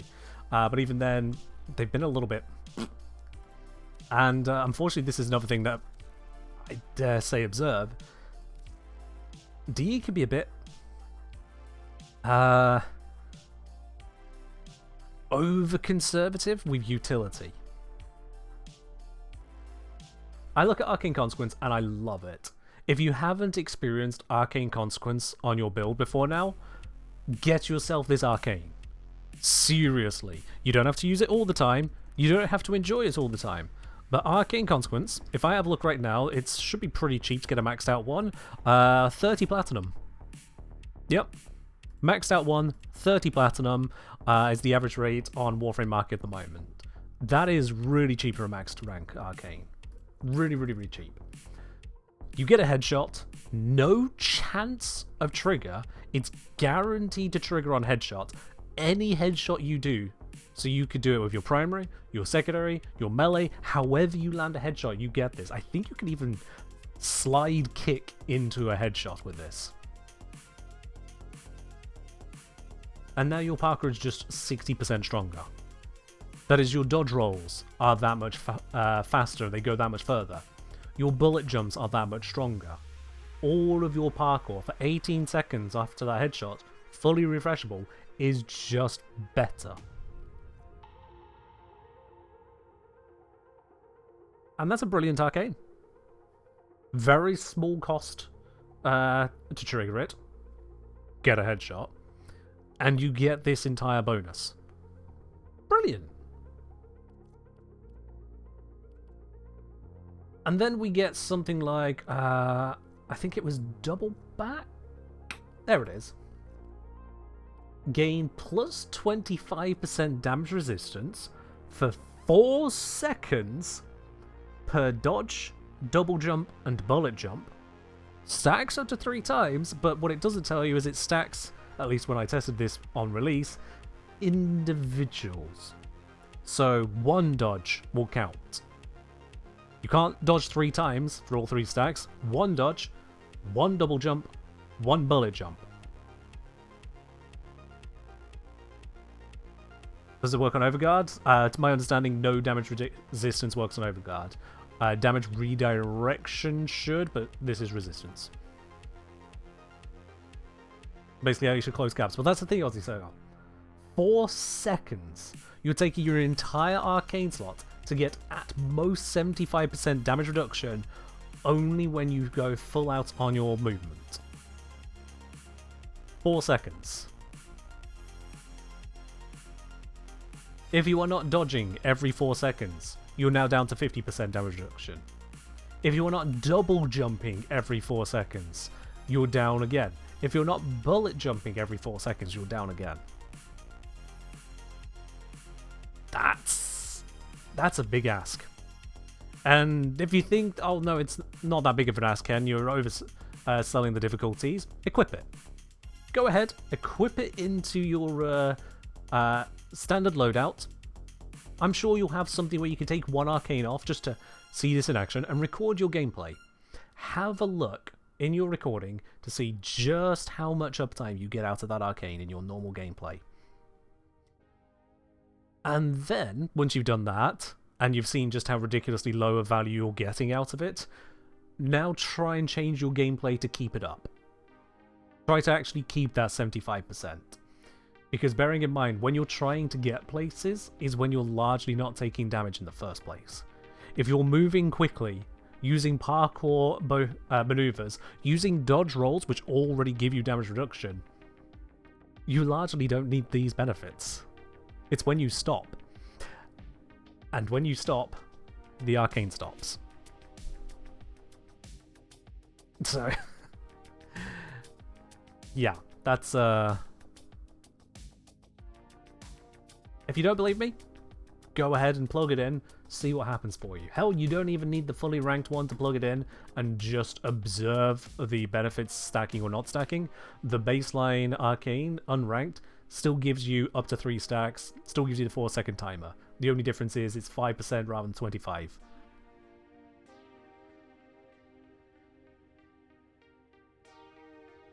So, no. That ain't it.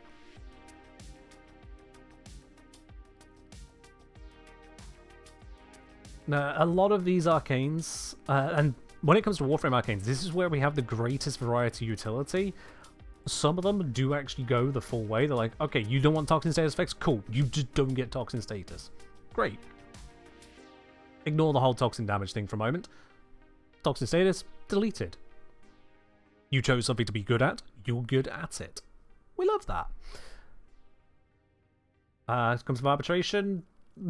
These different ones I'm talking about come from different locations. Always check the wiki.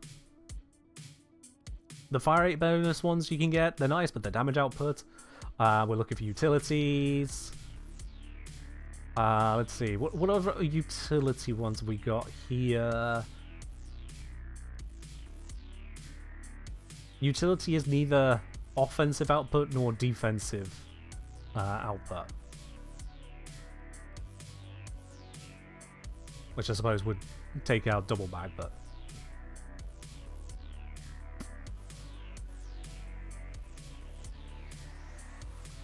There's another parkour velocity one on taking damage. It's a chance to trigger. Yeah. Energy from armor, arcane. Yeah, that's a nifty little one. Arcane battery. Gain max energy per armor point. Like, these little bits and pieces do exist. Truculence. Let's have a look. When gaining a bunch of Overguard, release a 30-meter radial attack that applies max viral status stacks. That is an interesting one. Yeah. That is an interesting bit of utility, absolutely. It's got something that you can key into. It's something that you can reliably key into, although I don't know how that works with if you already have max Overguard from a source. But aside from that, it's reliable enough to key into. And it's got a decent effective area. Yeah, I can see value on that. You have to drop below 3k, then go back above. Are you sure on that? I mean, I've never liked the terminology. When gaining 3,000 or more Overguard threshold. I'll be honest, that first half of sentence, when gaining 3,000 or more Overguard threshold, that first half of sentence doesn't mean something to me.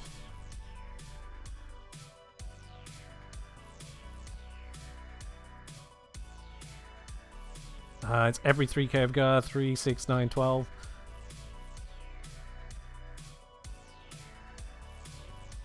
Okay, I'm just going to stop reading Twitch chat for a moment and just open up the wiki and hope someone's got a better explanation. I'm going to be honest here.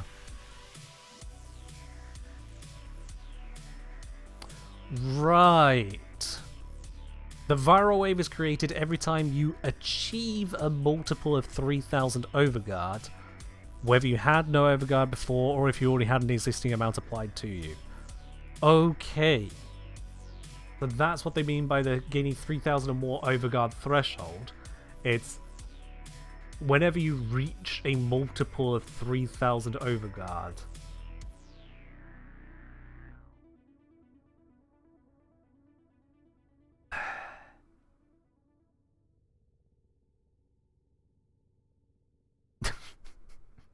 First of all, what a weird choice. Like, nope, it's not about once you've gained 3,000 Overguard, it's do you hit 3,000 or a multiple of it? Why? Why? That's so weird. Oh, sorry, you gained 2,999 Overguard, lost 2,998, and then gained another 2,998. Doesn't count.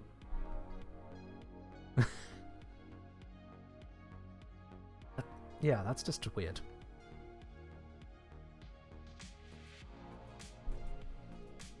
There are some odd bits in there. In terms of primary arcanes, there is some attempt at more utility things. On ability cast, plus 240% reload speed for 5 seconds.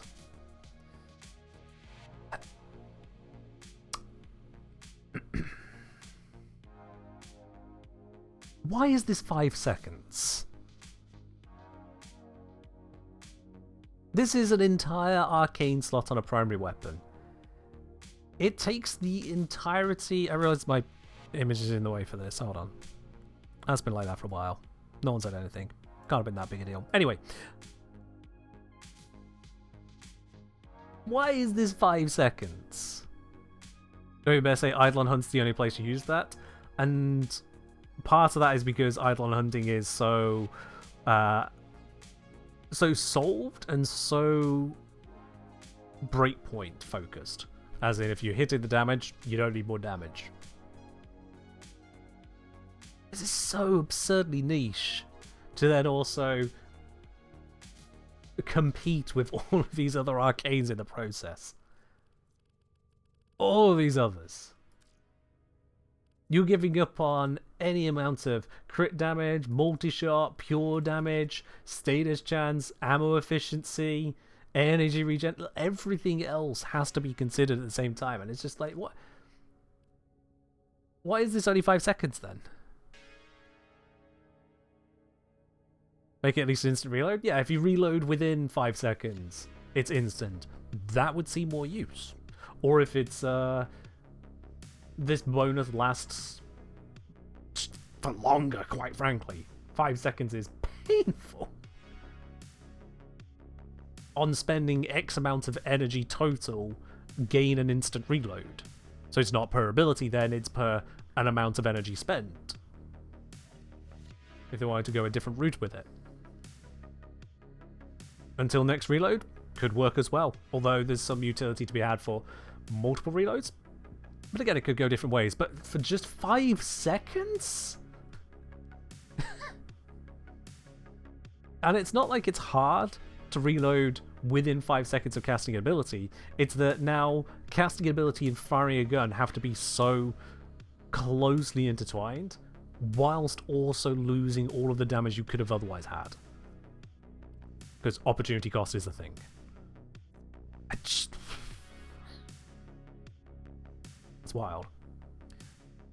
And I'd say I believe that the only gun technically good is for high mag Gorgon if you build it into it in a certain way.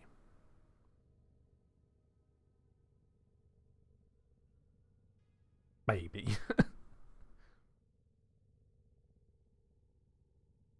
And then as Sam later points out, yeah, primary plated rounds. Or primary plated round, sorry. This one is singular. It feels like it should be a pluralized arcane to me. But no, primary plated round. Singular. Anyway, on reload, deal increased damage per round loaded based on max magazine size. Lasts for 10 seconds.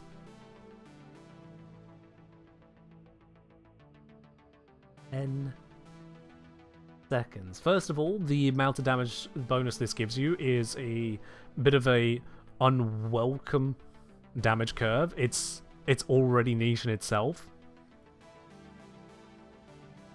But then the duration on it, only 10 seconds. You need to mag dump within 10 seconds. Or just lose the bonus. But there's one worse bit to it. Saminator, I don't know if you're aware of this. You probably are, because you're pissed off about this arcane, so you probably know it well. When it says per round loaded, if you do a partial reload, if you're at only 50% of your magazine spent, it reruns the numbers based on that smaller amount. And because of the scaling of this arcane, that just murders your damage bonus. So it gives you a only on reload for 10 seconds, no benefit to that reload. Any kind of reload does screw with it, because if you do a partial reload, you just get a massively reduced amount. Does it work with Incarnants? I think it works off the base value of the weapon. And again, how many Incarnants do you want to mag dump in 10 seconds? Primary plated round. What's Wiki say on the Incarnate side? Activating the Incarnate form of an Incarnate weapon activates the arcane, but deactivation does not. Oh, that's fun. Yeah. Only activates upon refilling the primary weapon's magazine. Yeah. Doesn't work on battery weapons at all. Can be equipped on bows, but does nothing. Damage bonus is additive. And the damage bonus is 15 multiplied by the square root of 5 times your max magazine size. Or rather, 5 times the amount of ammo. No, yeah, 5 times max magazine size. But then the amount reloaded screws with it. So a partial reload gives you a % of the value, even though if you had a max mag that was half the size, it wouldn't be half the bonus. The partial reloads are even more punishing. It's a horrible one. Like, there's so many extra hoops to jump through, and it actively tries to hurt you.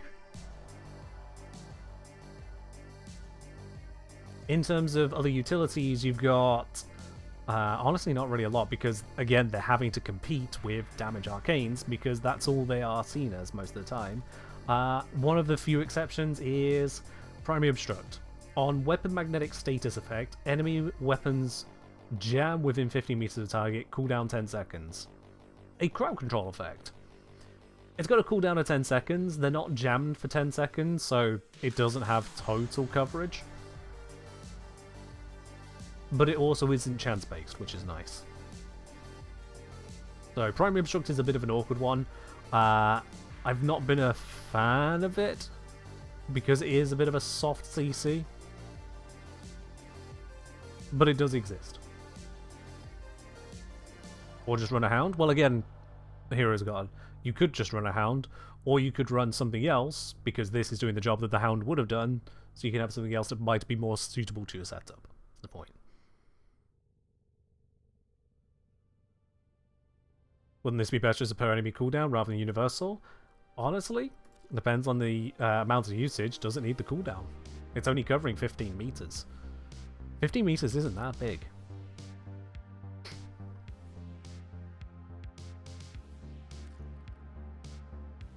This is my point, is that a lot of the arcanes are either trying to compete on damage and failing for some wild conservative design reasons, or the few that are utility tend to be pretty hamstrung. Melee fortification, I think, is perhaps one of the most egregious of these hamstring utility arcanes in the context of competing against melee influence.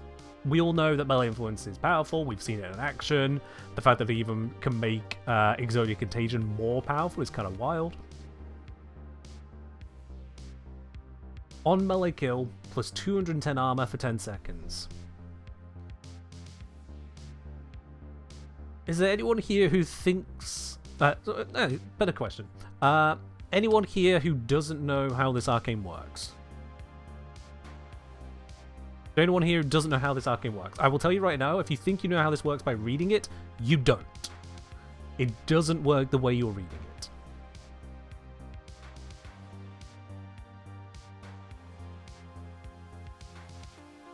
I'm just curious as to how many people don't know, but... Does it stack? It stacks. Yeah. So... I don't know why it doesn't say that it stacks, because other arcanes don't say they stack, and then other arcanes say they stack, but to a limit. On melee kill, you'll gain 210 armor for 10 seconds. This can trigger an unlimited number of times. If you get 1 million kills with a single melee attack, first of all, you'll be banned until 2035. Don't do that. But if you did, you would gain 210 million armor. But it has independent stacks. So if you kill 1 million enemies, you get 1 million stacks, 210 million armor. You can't be killed by anything until 10 seconds have elapsed, and now you got nothing. It's all gone. Doesn't matter if you killed more enemies in that time, all of that million is gone. It is not like your primary Deadhead, which loses 1 stack every, 20 seconds? It's not like your primary Merciless, which loses 1 stack every 4 seconds. It's not like your primary Frostbite, which will reset the timer on all of the stacks every time you re-trigger it. Fortification stacks at 255. Oh, sorry, Weathermore, is there actually a... I'll be honest, I didn't check if it went above 1 million on account of... you can't get that many kills. But yeah. Let's see. Melee fortification, wiki. Yep. Fair enough. Yeah, 255 is noted on the wiki as well. Fair enough. Was it 24 seconds? Alright. It might be 20 seconds for the dexterity one then. Regardless. A good catch, Weathermon. And yeah. If you're getting an impressive kill rate, sure, yeah. If you're getting, say, 200 kills per minute, that's bonkers. No one's getting 200 kills per minute. But if you're getting 200 kills per minute, then per 10 seconds, you're getting, what's that, about 30-ish kills? Which is a hell of a lot of armor. If you're maintaining the minimum to maintain life support in a survival mission Steel Path, which is about 100 kpm. Thank you for the hydrate, Aussie. 100 kpm is around about what's that, 16 kills per 10 seconds? And that is still 3,000 odd armor. Yeah, something in that ballpark. So that's still plenty. Lots of armor. But then, again, as soon as you've gone those 10 seconds, no matter how good your kills were then, it just vanishes. So you get these peaks and troughs of defense bouncing all over the place. Any break in that, for any reason whatsoever, and you are putting yourself at a massive risk. Massive, massive risk. And going back, make an interesting point. Incidentally, the faster you kill, the less the armor matters. Yeah. So this puts it into a bit of a tough spot. You're giving up on multi-target. You're giving up on more damage just on target in various ways. You're giving up on grouping. You're focusing on your defense. But you need to kill with the weapon you've now nerfed to get there. Which, fair enough, you might still be able to do. You might still have plenty enough damage, that's fine. And it vanishes away in the most punishing way that a stack could vanish away. That's just really hard to justify. That is really, really hard to justify. So this is what I mean about it being too conservative. When I'm saying this good for Valk, because you could drop adaptation, Valkyr has quite a chunk of armor already. I don't know how much this really gives her in that regard. It certainly wouldn't compete with adaptation most of the time. But in terms of a single change I would make to this, to try and keep the changes as minimal as possible, the single change I would make to this one is to introduce an entirely new type of stack, and this probably needs a notepad to explain it. Let's get a notepad up here, shall we, real quick.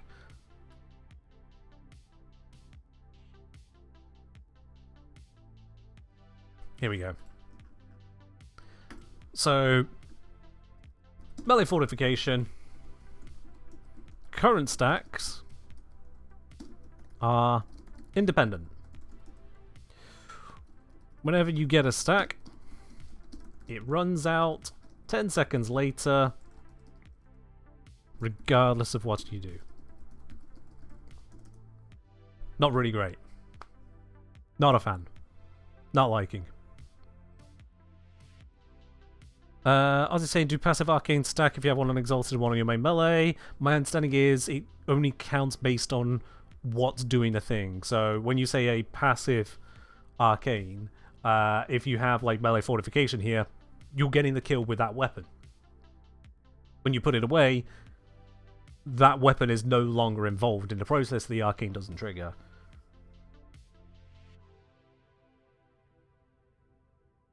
But yeah.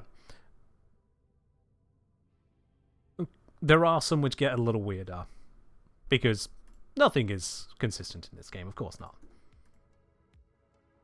So what I would suggest is instead change it to peak stacking. I could spell. Peak stacking. And like I say, this is a stacking we don't see currently in Warframe, to my understanding. Peak stacking is similar to independent.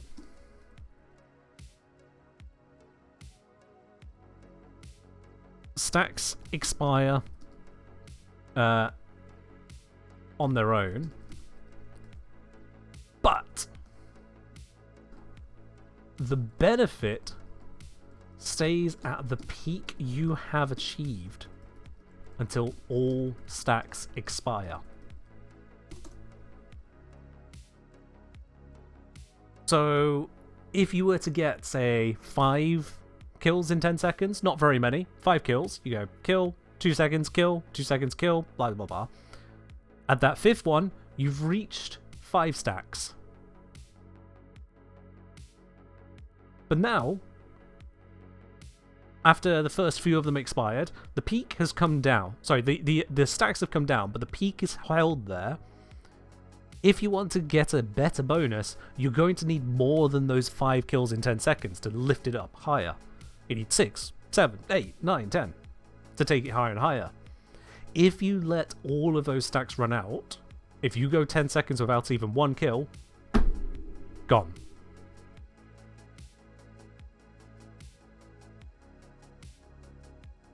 Not saying technically 10-50 melee kill.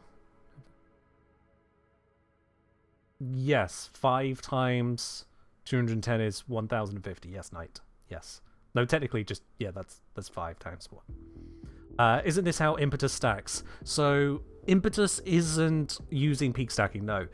Impetus is a shared stack. So it's not asking, oh, did you reach a new concurrent number of procs? It just goes, oh, did you do another one? Shit, yeah, let's just put it on the pile. Put it on the pile, put it on the pile. It doesn't care how long it's been between you reaching those tiers. It should mention those stacks? Oh, it should, yeah. Welcome to Warframe. They don't tell you half the important details sometimes. Yeah, because there are a few different ways of things stacking in Warframe. You've got independent. They run out on their own. There is refreshing, which is any new stack refreshes all stacks. All expire together. And that's not the best way of doing that. Let's do it like this. There we go. Ah, well. You could do that. That works. There is decay stack. Any new stack refreshes all stacks. Expiring consumes 1 stack. I should say 1 or X. There are some cases where you don't lose all your stacks, you'll lose a portion of them, like with Naramon. Naramon makes it where your combo stack goes from a refreshing stack to a decay stack. Effectively, a decay stack is just a refreshing stack, but all is replaced with a fraction of all.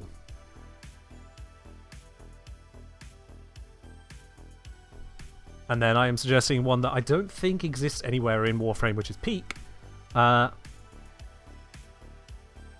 new stack no, it's stacks expire independently. The bonus remains at the peak achieved until all stacks expire. A bit more wordy than the others, but that's because there's more moving parts. And Warframe does absolutely nothing to explain to you which stack you're using at any point in time. It never explains this. It is a perpetual source of fun and misery.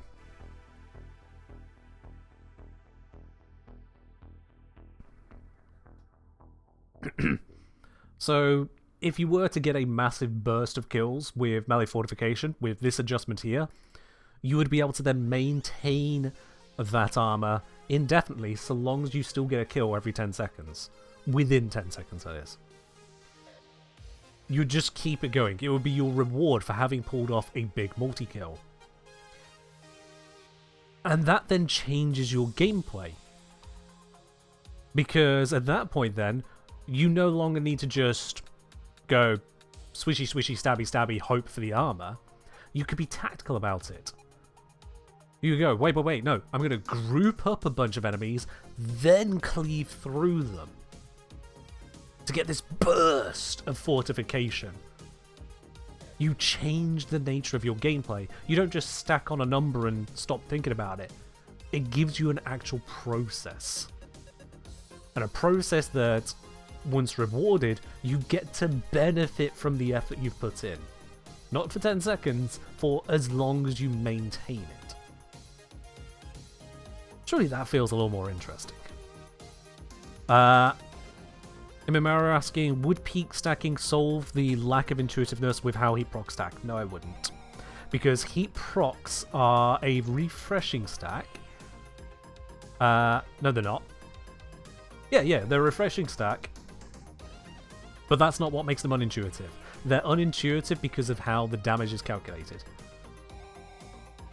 Excuse me. It'd be like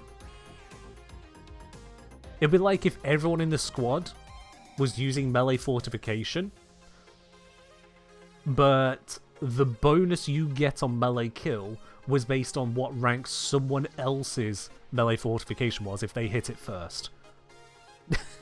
That's heat inherit in a very simple nutshell. Whoever hits the target first with heat sets the bonuses used to calculate damage. Heat is also sort of cumulative. Well, yeah, it builds up because it's a refreshing stack. It allows more stacks to come on limitlessly, yeah.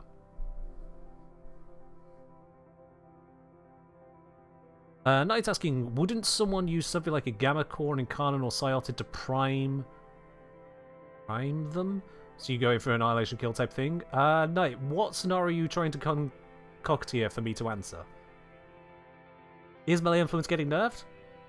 Eternalism, yes, but also no. Both are true. I don't work for DE, so I don't know. Which do I think is better, First Descendant or Warframe? Don't know, not played the First Descendant.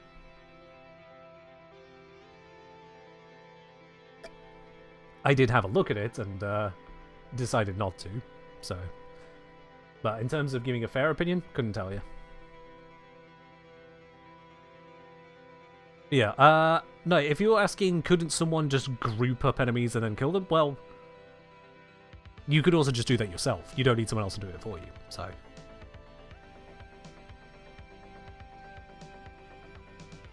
One place, get a group of enemies, before anything else happens, you kill my melee and stacks calculate. Yeah, that's the whole point.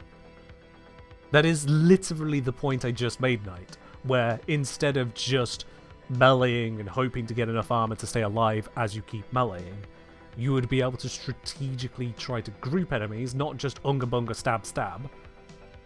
Group them, destroy the group of them, which also means building for destroying a group of enemies quickly, and then you maintain it. DFT is basically dead. I will take your word on that. Melee should incentivize grouping more. I don't know if melee is an entire category should. Having room for it, sure. But at the same time, follow through is a thing to counter melee using groups, basically. It's actually a thing. You're trying to think of it through the gameplay? Okay. Well, yeah. It sounds like you've cottoned on to the intent that I had here with this idea. It feels like you're cottoning on to that, so that's good. If someone who says that they don't really build craft is picking up what I'm putting down without realizing that I already put it down for them, sounds like I've made this pretty simple and easy to utilize, so that's good. But it's that kind of thing that I look at when it comes to these arcanes. This is why I feel like melee influence is not really in need of a nerf, is because it's the rest of the game that, quite frankly, has so much room for something more creative.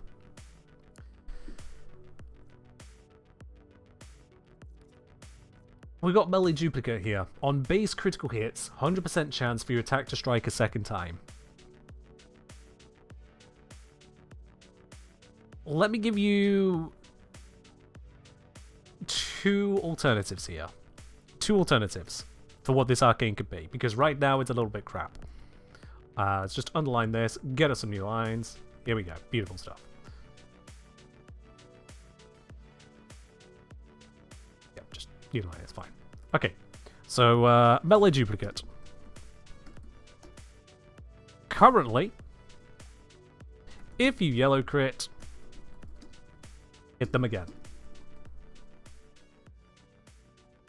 Does not repeat off itself. That's it. That's all it does.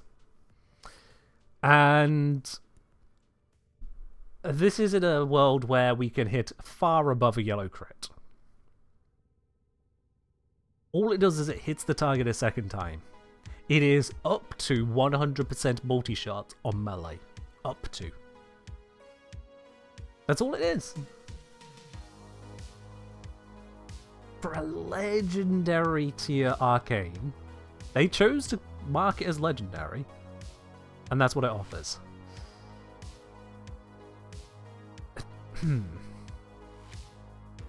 So, Aussie's got their own idea of other bits, but I'm going to put this out two ways.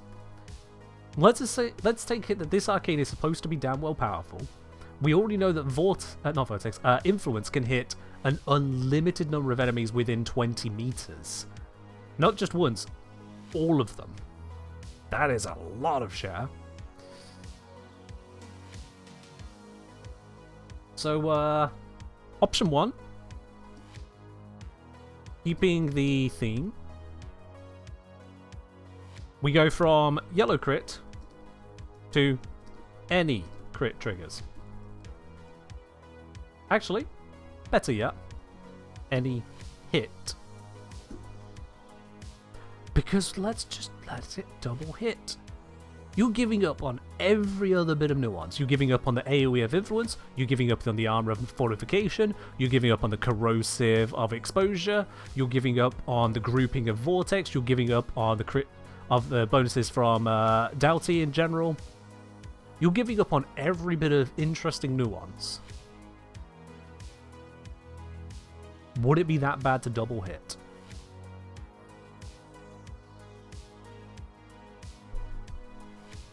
Would it be overpowered to have an arcane that just says you hit twice?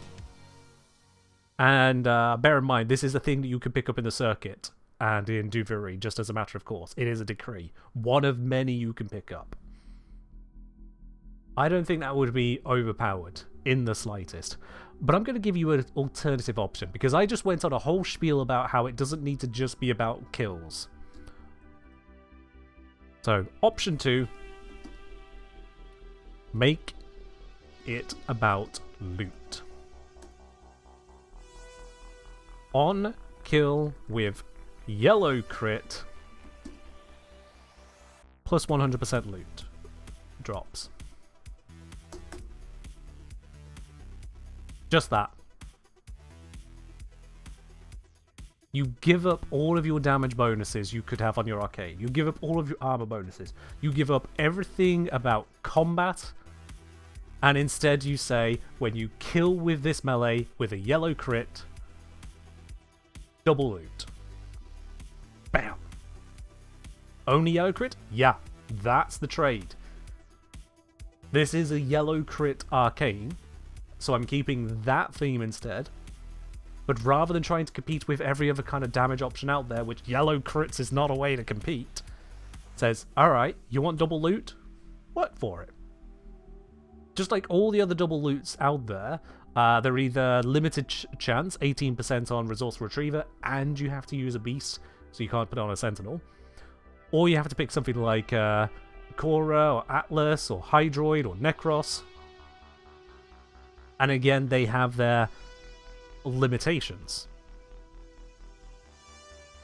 Yellow crit, double loot. Made Melee Pinata its own arcane. Yeah, that could absolutely happen as well. My point is, either of these options are far more interesting and far more useful than the only on yellow crit hit again.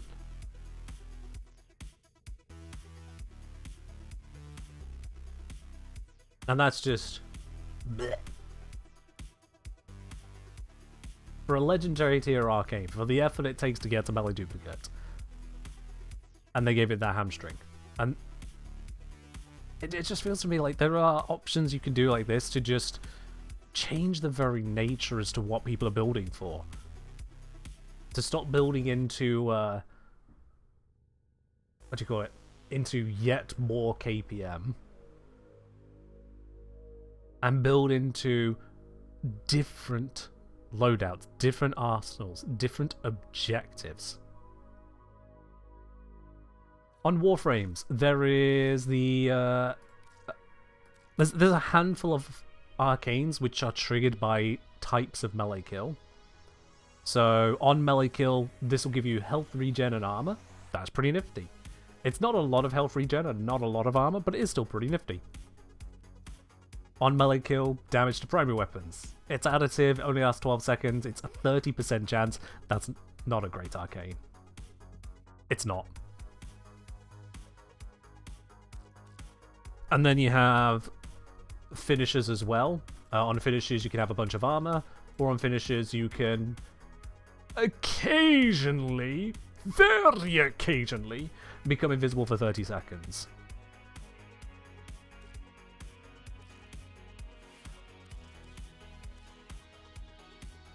Where's that kind of utility?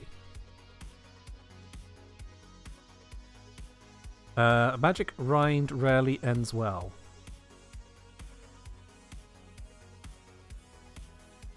Welcome into the stream. Are you having a stroke? Did you eat a cursed lemon? Magic find. Okay, this isn't helping me. Are we referencing something from a different game? Not everyone has played every game. Or watched every manga. I don't watched a manga? No one watches mangas. You know what I mean? It's a common term for loot boost. I've played multiple MMOs. I have never come across magic find meaning loot boost. Not saying it's not a term, I'm saying it's uncommon enough that all of my years never touched it. But fair enough. You've only known it from PoE? Fair enough. You don't know it's a term for PoE? Okay, well it's two for the exact same location. So there we are. It's a PoE thing. Fair enough. I've never played that, so yeah. But Magic Find rarely ends well. It already exists in Warframe. If you mean as in there are loot boosts, they already exist. Also, let's not forget, we also have literal resource boosters. And we have a relay blessing. And you guys don't even know how some people farm this game. Like, oh, holy dooly.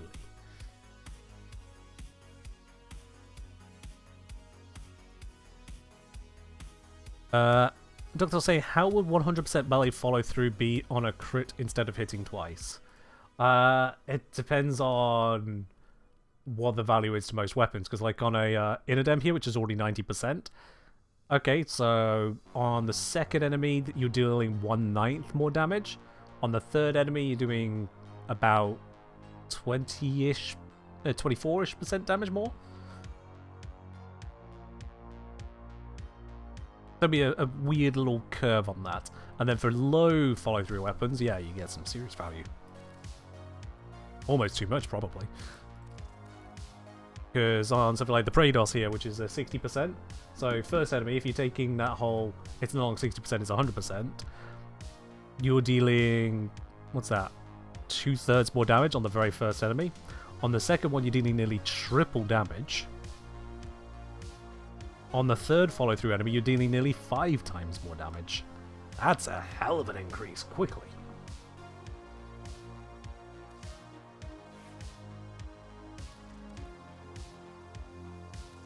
Let's see.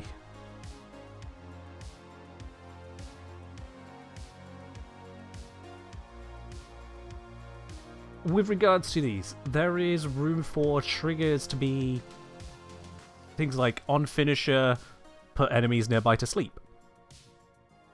Similar to the invisibility thing, but rather than you becoming invisible, it's you are taking nearby enemies out of the equation if they're vulnerable to crowd control.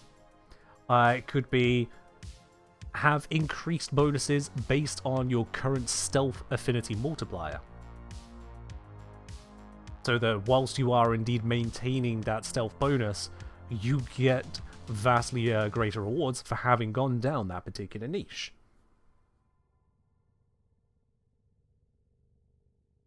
Triggers which are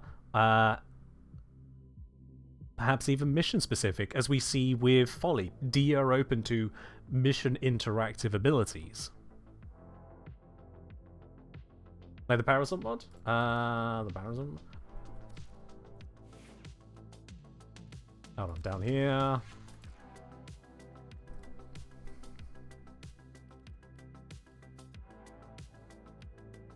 Blind enemies within 80 meters of magic kill. Yeah, like that. Yeah, like that.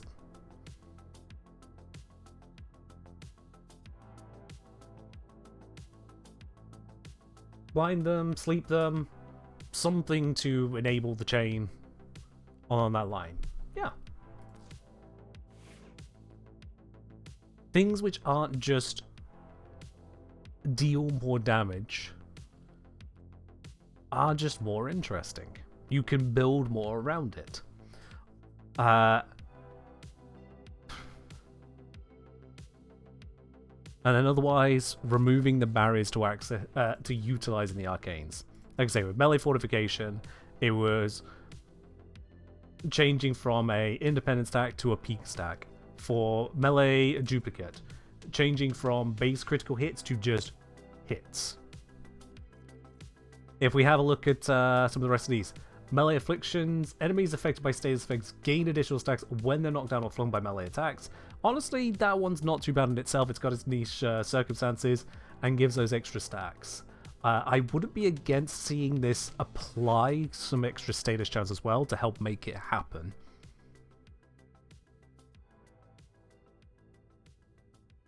I was just saying, afflictions could use on attack, cause, and knockdown like effects with 50% lower strength from ragdoll immune targets. Yeah, a thing to get through the resistant enemies would be nice on this, absolutely. That would be nice. Basic magic find consists of item rarity, item quantity, where rarity affected currency drop chances and quantity affect items very quickly. Unless you're running as much magic find on your gear as you're hamstring yourself in terms of trades, and drop chances become lower and lower to account for magic find. Okay. No, I do see the concern there. That's an interesting, again, chicken and egg. Not chicken egg. Oh, kind of. Just buffs and counter buffs. You raise a thing, oh, but now that's the thing, so raise the threshold. Oh, but that's the threshold, we want the more. And that's what we're already seeing with AoE metas.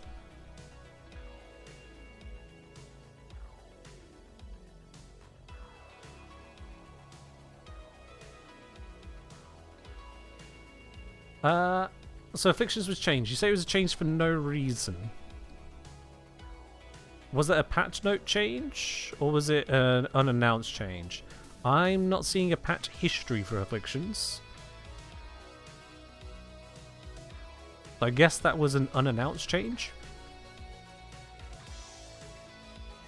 Which is painful if so. We love unannounced changes. Just things changing in the background. There's probably a bug fix. Define a bug fix in that context. That's not a bug fix, that's a change of mechanics. It was a bug fix? Okay. What's the patch note? So I can see that was listed as a fix.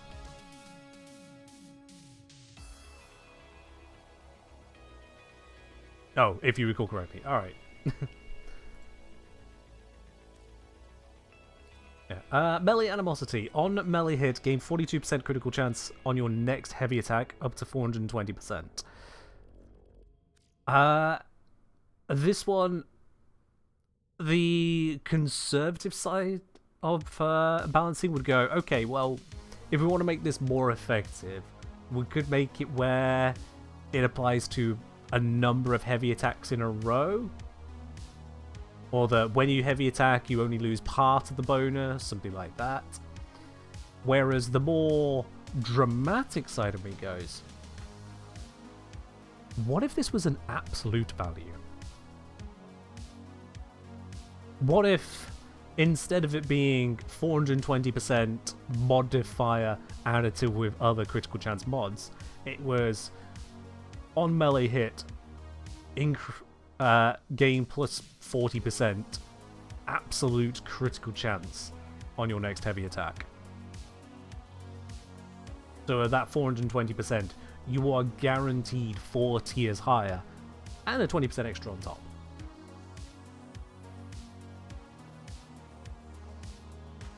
So you could take a no crit modded melee, hit with it 5 times, guaranteed orange crit on a heavy attack. Be a little bit more interesting to me, I think. Because as it stands, a 42% bonus on weapons which largely range between 15 to 30% critical chance, largely speaking, is an actual increase of, what was that?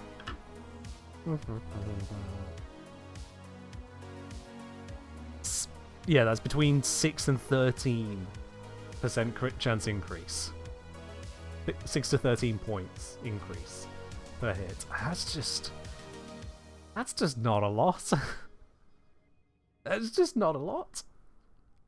To take up your entire arcane slot to then just deal more damage on your already heaviest hitting attack. Because it's your heavy attack. I don't know. Well, no, I do not. That's what I believe would be a more appropriate thing to it. I just don't know how you lot would all feel about it. These are the kinds of things I'm looking at for how Influence could stay unnerved, because in its current state, Afflictions is the Harmony one, and a few very niche uses otherwise. Animosity exist. Melee Crescendo is for Ash. And otherwise, if you really, really want to do a finisher run through with someone else, the finishers are already a bit annoying to get in the first place.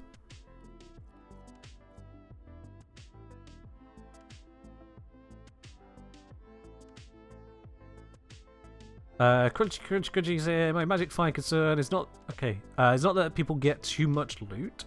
It's that frames like Necros are not played for their abilities, but just as loot buff as you drag along. Okay. I can see the concern, except it already exists.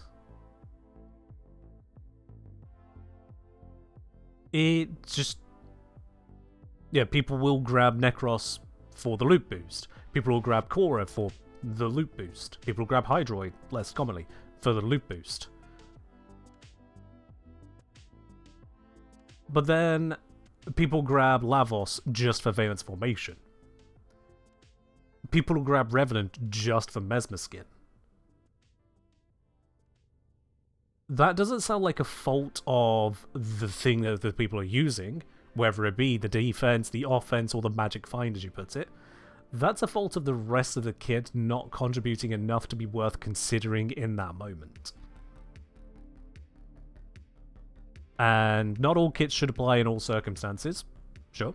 But at the same time, if you've got kits which are hard to justify anywhere, then yes, a frame may appear to just be relegated to one aspect.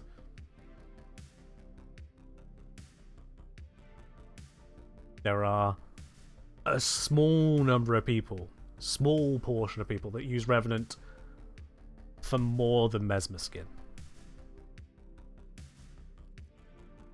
Small portion. Crescendo is, yeah, on that finisher kill, gain 6 initial combo for the rest of your mission. It works great for Ash. My issue with it is that it doesn't really lean into anything for most of everyone else. 6 initial combo is low. It is very low. It takes 20 combo to get a single 1x combo multiplier on your typical weapon. There is the Dex... Is it Dex Nicana? That is different, but otherwise, yeah, most things are 20 combo needed. So 3 finishers isn't even a whole combo tier. That's a very low return already. So either you are putting out a bajillion finishers, in which case you clearly have a finisher build, why do you need the initial combo? Ash aside, because Ash combo is actually a damage multiplier. Or you don't have so many finisher kills going out, in which case you're probably going to finish the mission before you even stack the arcane. 37 finishers to get the full 220 combo is a lot of finishers. It's a hell of a lot of finishers if you're not going for a finisher build setup, especially as finisher kills into higher levels don't actually kill unless you build for it. Yeah, we got the Praedos here. Nice standard, I called it standard, so standard Praedos build, why not? Even got the Truce Flame in there, sure. So, I'm not even going to put on the Crescendo Arcane right now. Let's just take this as it is. I'm going to go into a Daro, so we're not got the time of survival on our ass.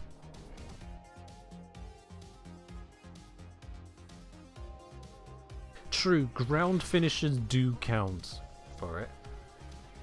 And have been made more accessible and more powerful. Ground finishers, when that Arcane came out, were a lot worse. So true, there is that there. Like, I could do this. Oh, she animated whilst I did it, so it didn't actually stun her.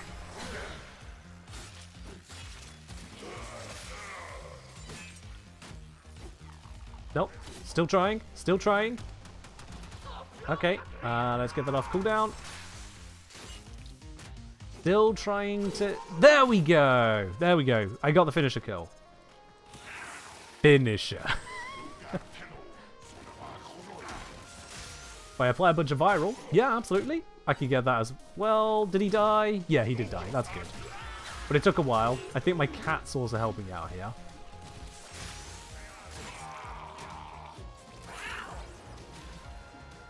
So, all of that, in amongst everything else going on, you're not even invulnerable during it.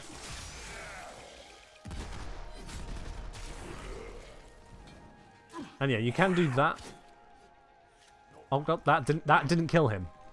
I did a slide attack into a finisher, which can itself be imperfect, and he goddamn survived it. Yeah, he survived. Level 133. This is the quote-unquote base Steel Path. It's very early level of Steel Path compared to some of the stuff out there. You tried doing this in EDA. Nope, I think that was just a hit.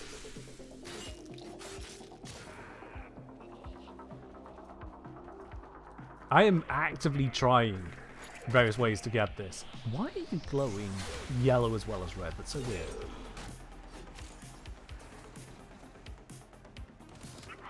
What is my cat doing here? That guy was nearly dead already. My cat had weakened him. Hello, Bombard. You are a more resistant target. Let me stun you. Finisher 1. Not killed you. He's going to fall down the steps now. Stun. Finisher 2. Nope, still not dead. He's nearly dead. Now we can mercy kill him.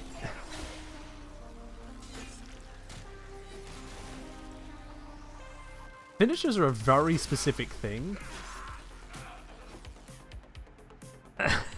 It's just... Yeah. I've made my point, I hope, there. Finishers are a very specific thing. If you do invest fully into them, you're probably going to be better off getting your finisher kills rather than using that melee combo. But if you're better off that way rather than using your melee combo, then what's the point of an arcane that gives you melee combo?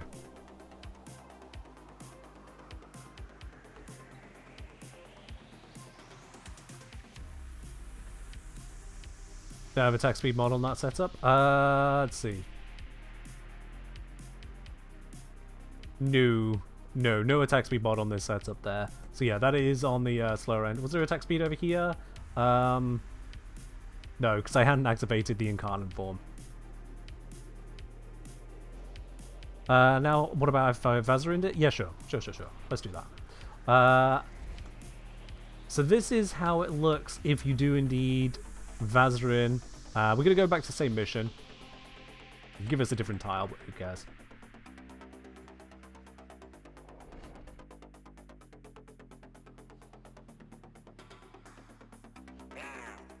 And to you as well, cat. Whatever. Oh, wrong button. I needed this button. No, finisher, please. That's not the ground finisher. That did not look like a ground finisher to me. Maybe I'm wrong, but that didn't look like that. I thought the ground finisher with these was a jab, but I guess not.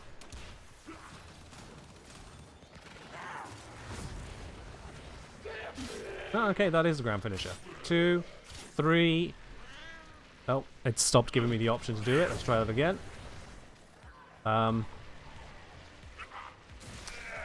Okay, yeah, the option just... Ah! Well, that... Okay, yeah, I'm gonna switch weapon. So we have a little bit more obvious ground finisher, if nothing else. But also, who decided that the ground finisher for some blades should be to swipe over the top of them? Who did that?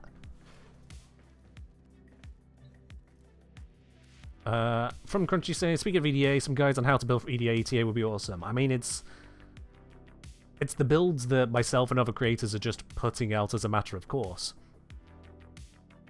We don't give you weapon builds that stop at level 133, unless we say that they aren't really good. We say that the weapon is shit. If you see gameplay of it being used in EDA, the build that gameplay is associated with is made for it. It's there. And the swipe's supposed to be a beheading slash. That's the thing. I'd expect it to hit the target that's on the ground.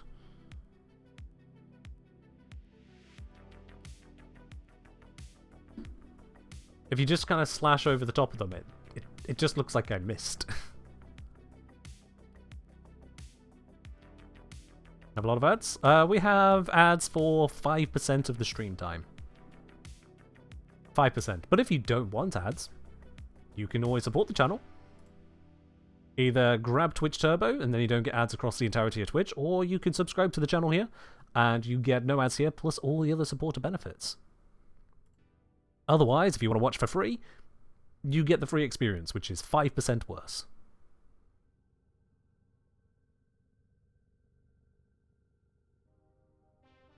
Anik Naska, you asked me what do I think about the very stream topic that we have today, that I have been streaming for the last few hours. My thoughts are, please catch up with the VOD. Thank you for your own opinion on the matter, but come on. I'm not going to just re-explain the entire stream again. Okay, what was I grabbing? It was the Inodam. Oh, the Inodam's got a finisher bonus. Nikana. Nikana Prime's not a one. Nah, sorry, we'll go Inodam. Whatever. So it has a finisher bonus. Boo-hoo.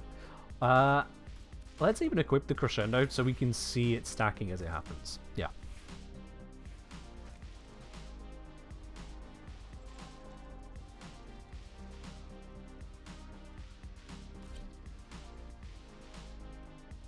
Now, Aussie, people are welcome to their opinions if they feel that Influence should be nerfed, yeah?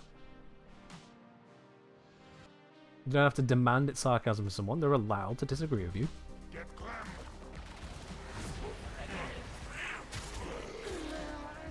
Okay, there we go. Oh, whoops. Okay. I pressed that once, but sure, if we want to attack twice and then cause every single one of my viewers who has epilepsy to die, why not? Let's just do that.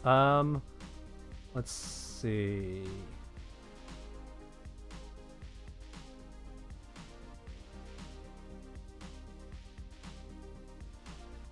It doesn't show in the bonuses here, does it? Okay. Hold on. Looks like... Yeah, looks like we're on 3.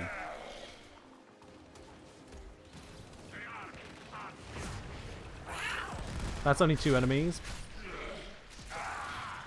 There we are.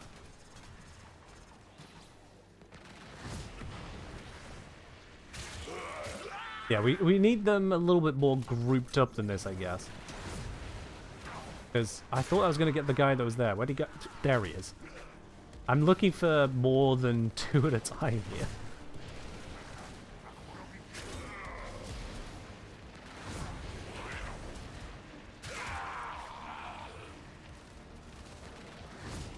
Can we get 3? Nope. Yes, I managed to catch him in the swipe. This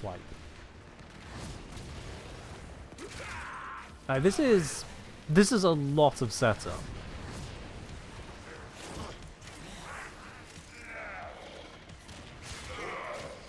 A heck of a lot.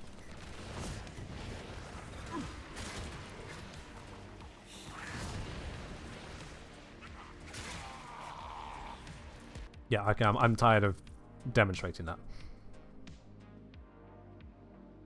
It says we get all of 9 outbreaks in 3 hours of stream. No? I think, wait, no, hang about. No, you might, hold on, where's my ad manager? Running on, yeah, 3 minutes per hour, which is 3 1-minute ad breaks. So across an entire 3-hour stream, 9 ad breaks, yeah. One of which is at the very start, so it's before I'm even on screen. Yeah, you're right there, Moon. 9 ad breaks of 1 minute of length through 3 hours of stream. Yeah. If that's too much for you, support me. Like, I literally cannot be a content creator without the support of the audience yourselves. Bite with a hydrate. I think I am out of tea. I am out of water. So, branded drink it is. Here is one I purchased earlier.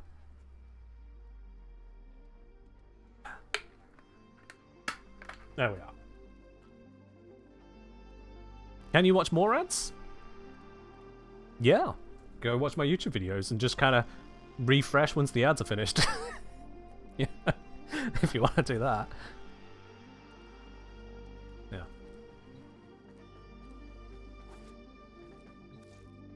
I was going to go into a survival mission, not take off the arcane. Oopsies, my bad. Let's go fairies? That's not a color. That's... You're saying let's go fairies, God you hate Titania. Fairy lights is an option on there? Oh.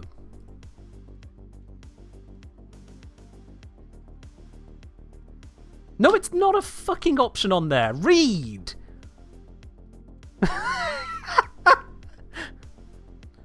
Change to red, orange, yellow, green, blue, purple, pink, or white on the fairy lights.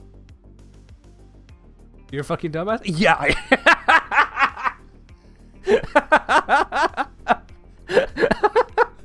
Fairy lights is an option. The option is you can change the color of the fairy lights. So,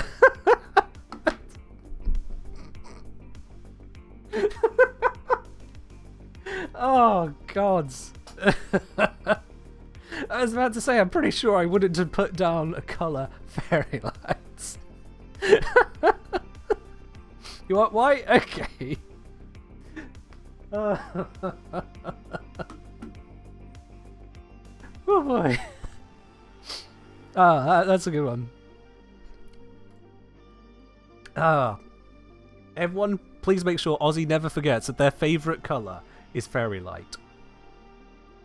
We must never forget that for Ozzy. Dyslexia hits hard. Too late. This is not the time to be pulling the excuse card. It's too late. Your favourite colour is now fairy light.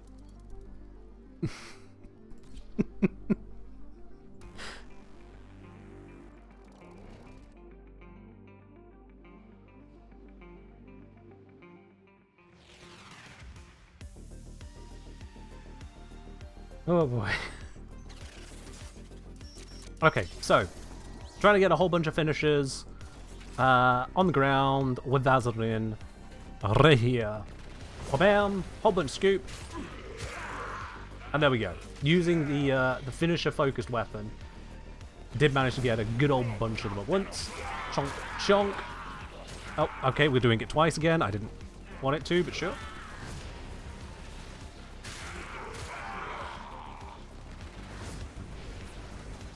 And there we go. Max combo. Max combo. And now it's max combo for the entirety of the mission. In this circumstance, yeah, absolutely brilliant. I could just... Heavy attack. If I had heavy attack efficiency, I wouldn't be waiting for it to recharge. Why is that only 174? I thought we had all of the melee kills, all the finisher kills. Okay, apparently not. More is required.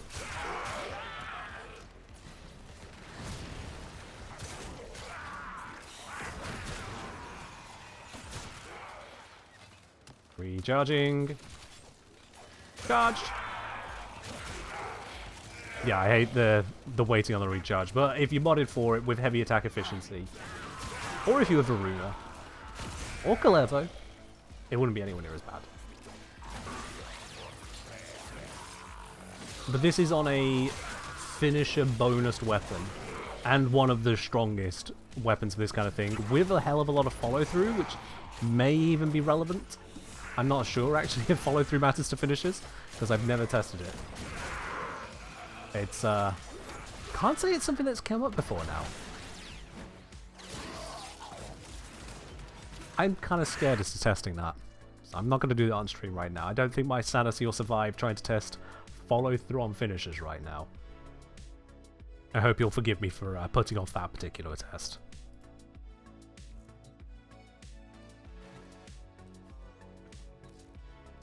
But yeah, with Vazarin you can indeed scoop up a bunch of enemies if they are densely packed enough in order to actually get the scoop.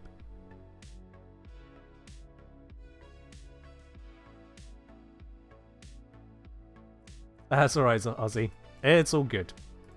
However, you did confidently assert that I was wrong, and so I will remember your favourite colour is fairy light. This is how you survive these things.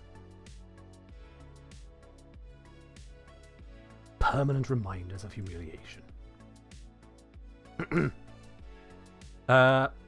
Remember I say wouldn't part of the point of increasing base combo to not have to do a combo build-up? So the point is that you don't have to rebuild the combo yourself, it regenerates itself.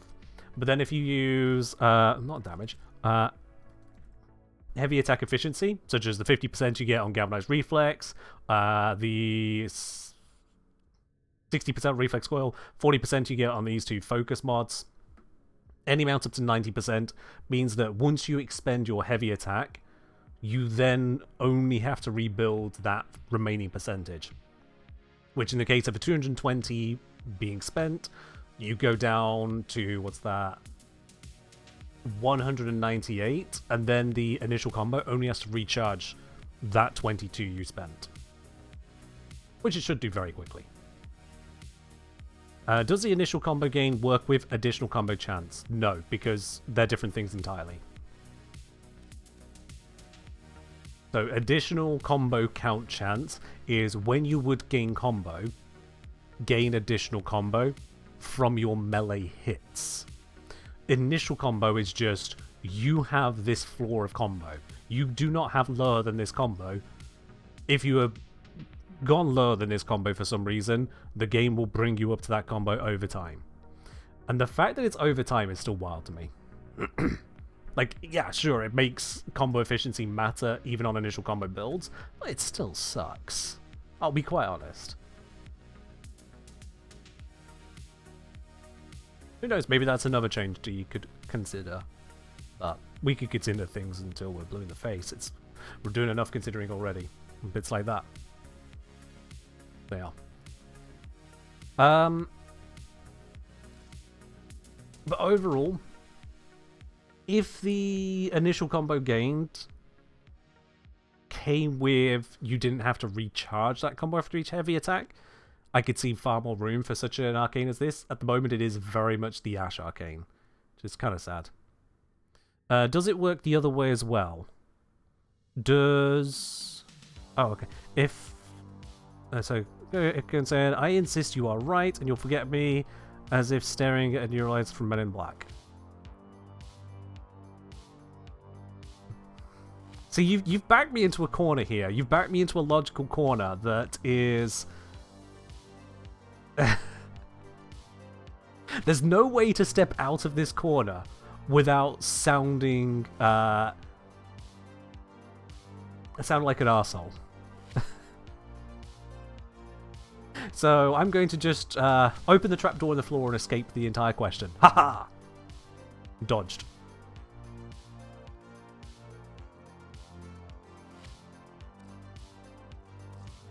So, out of the arcanes, yeah. With melee crescendo, honestly, it just feels like it is that much too limited. Again, you're jumping through... you jump through the hoops of getting the finisher kills, which, if you're not equipped with a weapon that can kill with finishers, then you're a little bit screwed. And Inodem is good at killing with finishers there, partly because they have plus 60% to the finisher damage, and partly because it's just a very bloody good weapon. That's just how it be. So, if it included 90% heavy attack efficiency,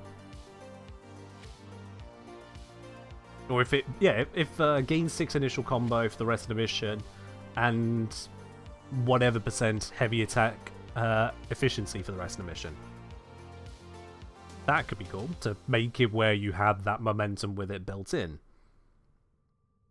Bear repeats himself. I think Crescendo, similar arcane stacks for outside melee. If you're not meleeing, you're losing combo.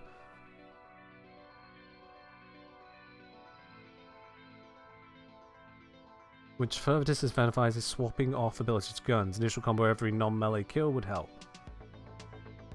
Okay, so you're saying screw the finisher kill, it should be on kill with something else. Which, okay, I see the intent behind it. I don't know if that's D's intent behind it, but yeah, that would certainly be a buff. Yeah, killing with anything but melee gives initial combo. That's a very strong one for melee, yeah. And would give a very different route to build handling. Certainly as it would be competing for the slot with influence, so it couldn't work with influence. Glaives in particular might really love that because they take a long time between their heavy attack throws. They could really use that initial combo to have some humongous AoEs. Really powerful ones, rather than relying on influence to spread their already good damage. Because, like on the Zoris, melee influence really kicks the Zoris into overdrive. Really does. On Finisher or Mercy, I mean, I believe the Mercy kill already counts to this. Let's find out. I would believe it does, because it's counted as a finisher, but... Yeah. Oh. The number of times we've run into things that count as something sometimes. It's hard to assume. Don't we already have that with the router? So the router gives you combo, not initial combo. So you can shoot to get the combo, but it's not there a permabuff, is the point of difference there.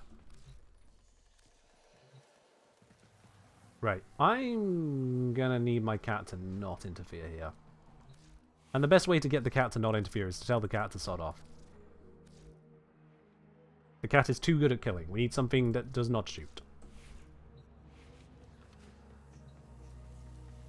Alright, so we got a bunch of Xmas units, which means that I'll be able to hit them with a Mercy kill once I get them to the threshold. We can see at the moment I've got no combo on the Inodem.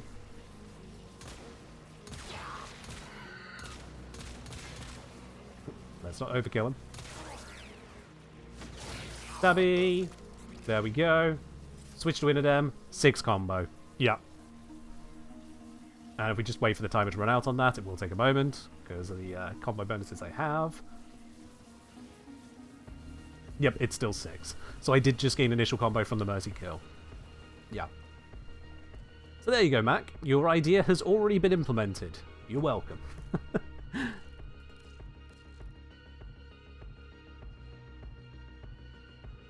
Go Bear saying, I just feel combo and damage stacks on guns punish those who want to utilize all 3 weapon slots equally. I agree with you on that, yes. I agree with you. That is something I have commented on before now. That, your galvanized mods on any weapon, and all of these arcanes, which are on get this kill, get that kill, they only count for that weapon, or that weapon group getting the kill. Group in the case of buffing your Sentinel. And so if you spend more than a small amount of time on the wrong weapon, then the other one loses a lot of its power, and it is a lot of its power.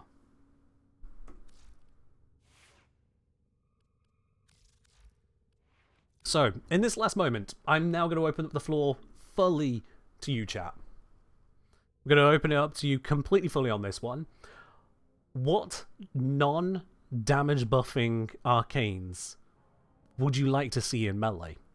Because melee influence already has you covered for take your damage and apply it to other enemies.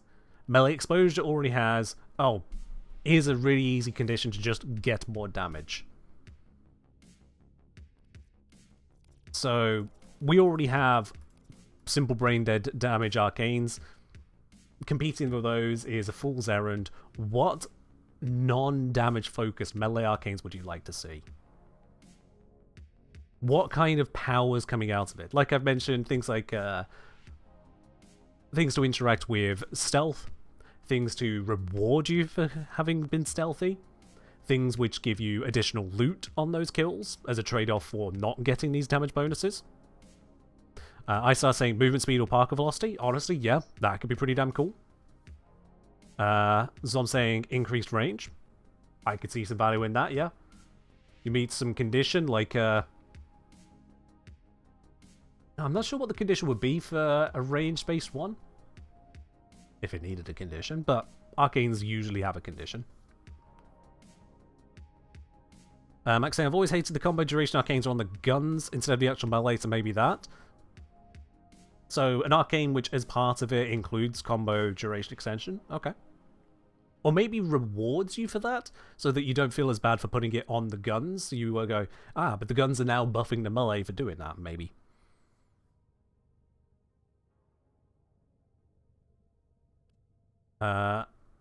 Aussie also looking for parkour bonuses. Yep. Evolution say, how about something that gives you invisibility? I could see some value in that, absolutely. We're looking for more melee combo. Slides in a little too closely, perhaps, to the damage, but I can still see it there, yeah. Mara saying scanning. Ooh. Oh, that is a very different one. Scanning targets. I could see the value in that, absolutely. They're on movement bonuses. Allow finishers to be activated from a distance. That's a very interesting one. So, like, I'd assume teleporting in to do the finisher. That'd be weird implementation, but I could see the value in it, absolutely. Valkyrie Rage Gate as an arcane. I don't know about health gates on weapons, or just basically immortality on weapons. That's a very shaky road to go down. Very, very shaky. When it's constrained to individual frames, there is some more control as to the balance aspect of defenses there. I could see the the value, but status negation on kill. I think that already exists as a mod, but yeah, arcanes can certainly go down that road as well. Status negation, status transference, gain status immunity based on... Yeah, on kill, gain immunity to the status effects that are affecting your target. So if they were affected by magnetic and slash, you now become immune to magnetic and slash for duration. That could be interesting. Finisher kills increase radius and duration of gas clouds. I found the Ash main, guys. There they are. Found the Ash main. Ash is already very devastating with high duration gas clouds. Very devastating. Climate saying boost loot of life support batteries, amphors, basically mission items, and yeah, I could absolutely see that. The fact that it wasn't something from Folly's hunt, maybe just he didn't want to implement that or waiting for Folly to kind of have that spotlight, but certainly room for that kind of thing. Now that Folly's already broken the glass on that one. Logan saying AoE effect based on combo multiplier. Okay, so rather than influence saying your AoE is sharing out the electric procs, it's your AoE is how big is your combo build on your heavy attacks. Yeah, I could see that. I would probably make it on for something like that, because again, I'm not a fan of turning everything AoE. a cost on the AoE, so on spending combo through heavy attack. So you don't get it for free off your Tenokais. You don't get it for free from heavy efficiency. But if you spent combo on a heavy attack to give an AoE off of that, I could see that being seriously valuable. Because you have to earn it. It's not just zap, zap, everything dies. Knockdown resistance ties into the Sayers resistance, yep. Blocking incoming attacks increases melee damage and range. That's an increase in damage again. I get the idea of the blocking. Interesting approach on it. But an arcane which is rewarding you with just damage, or damage plus rider, is competed with the other arcanes that already just award you damage. I'm looking for ideas which are not just damage.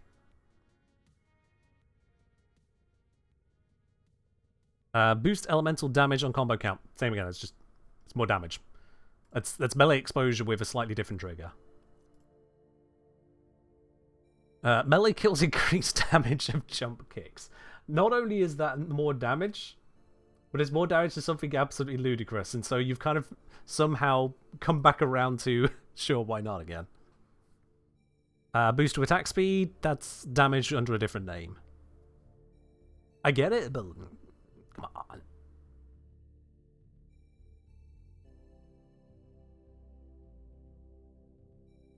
Oh, we've got some very interesting ideas in here. Very, very interesting ideas in this. And you guys have just come up with this in, what, 5 minutes? 5 minutes of spitballed ideas covering a huge range of things.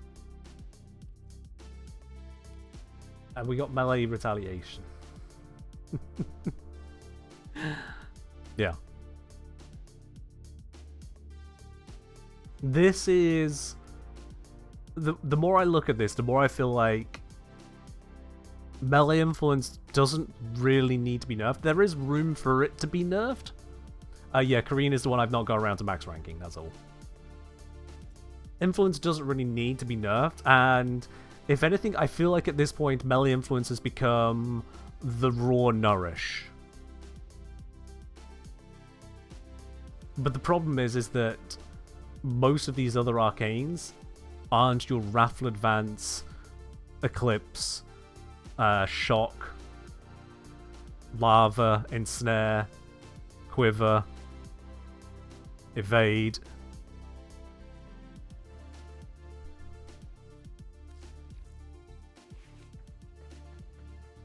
Getting shields on hit, maybe on kill, but yeah. Similar to the armor one. Because you get 1 subsume per frame, you get 1 arcane per melee. The design space is very similar.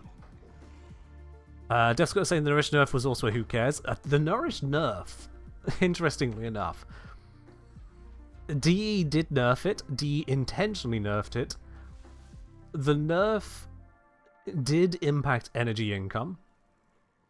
However,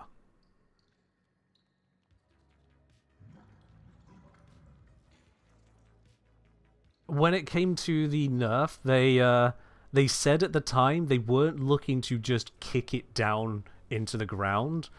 They're okay with certain abilities just being more used.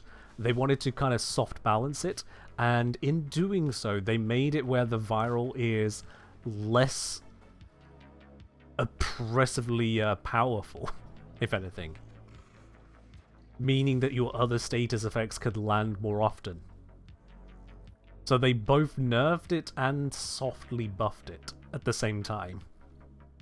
It was more a nerf than a buff, but there was still a buff element to it, which is interesting. And not just interesting on the whole how they nerfed it, but their reasoning as to why they weren't doing more.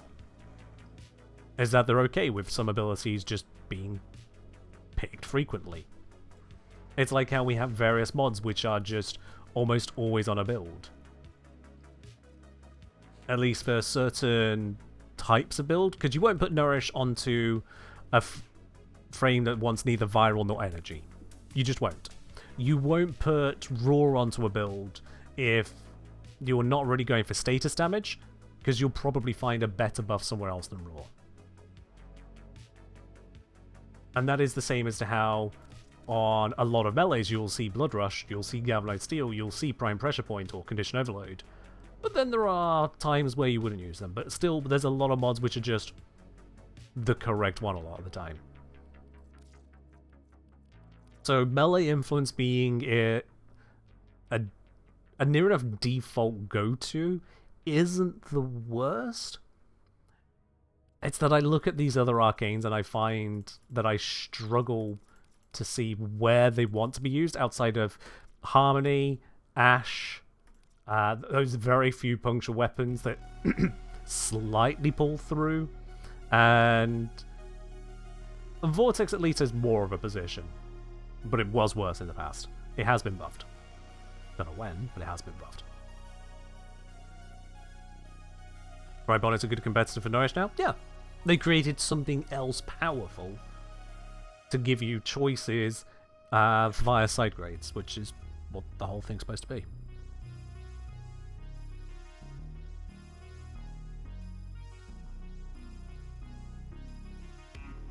Now,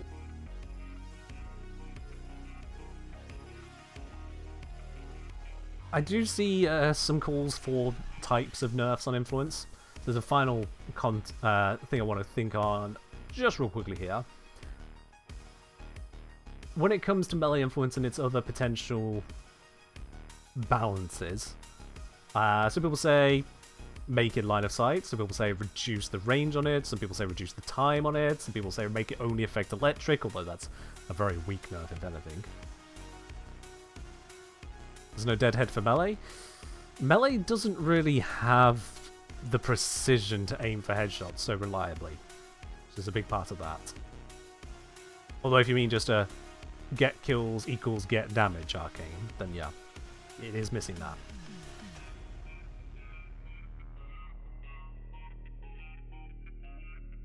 Counterpoint Stropher. Stropher is a gun that you hold like a melee. Melee can hit weak spots? That it can, yes. That it can. I have a short over on YouTube and TikTok which shows how Varuna with Harmony managed to hit a redonkulous result because it technically hit the head, among other things.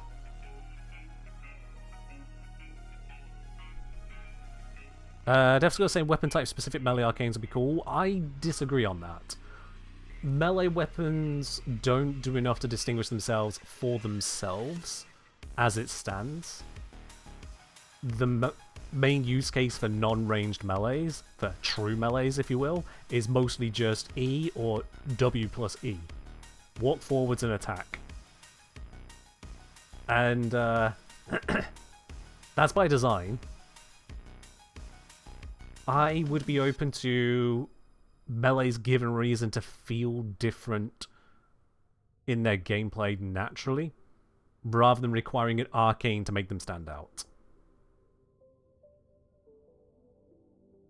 You look at your variety of primaries, your variety of non-shotgun primaries, all the ones that use rifle modding, they don't require different arcanes specifically for the Glaxians, the Cedos, the Enkhouses, to make them stand out.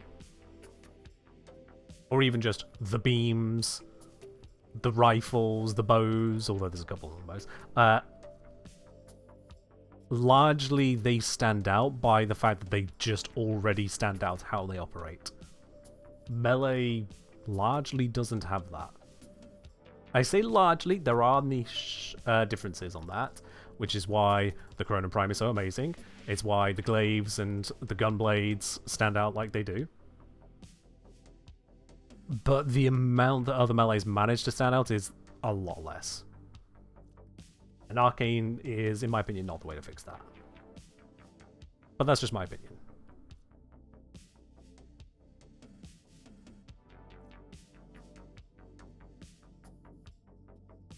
Mara saying, I think the range is one thing to nerf, either total range or LOS, since it feels like we're almost back to maybe Strike After X through walls. I see you on that. I see exactly what I'm about. It's all circling that same point that melee influence is in such a strong position because one, the other arcanes kind of suck, both to activate and then to benefit from, and two, the game design of most of Warframe is who's the better killer. Killing one enemy very fast or killing 20 enemies fast, the 20 enemies method wins.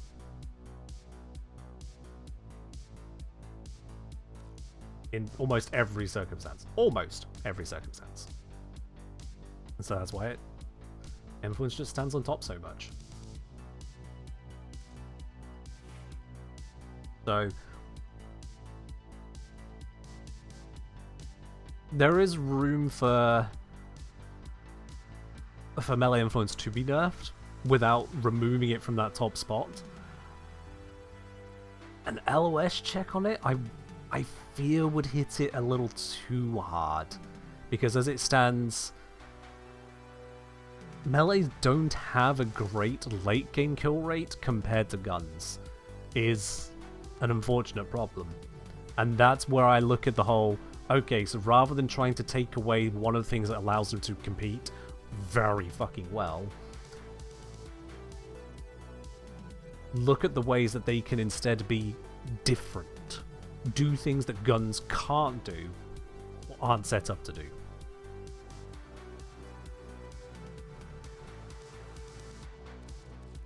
And then for the remaining arcanes, which are supposed to be about damage, I'll just make them actually bloody work, you know? Melee duplicate, why are you only on yellow crits? You horrible, horrible thing.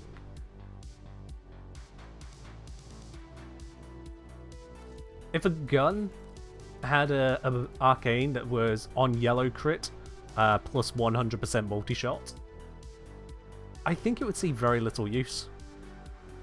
Genuinely very little use. And that is exactly what melee duplicate is. So, things like that could definitely be addressed. Right, I feel like I am beginning to talk in circles now, and I'm definitely going to think on this more over the next few days, because I have some ideas in mind to make this even more coherently interesting. But for now, I think it is about time that we do a giveaway. So let's load up the good old giveaway arena. Get your entries ready. Don't send them just yet. We're just going to load up the arena. We're going to do a 75 Platinum giveaway to one lucky viewer here in the chat today. So let's get rid of the out of arena music, get rid of my face, and let's open up that draw. Exclamation mark enter in the chat for a chance to win. Oh, that's 75 plat. Any one of you could be a winner today. All you need to do is enter in that command and be the luckiest person in chat today.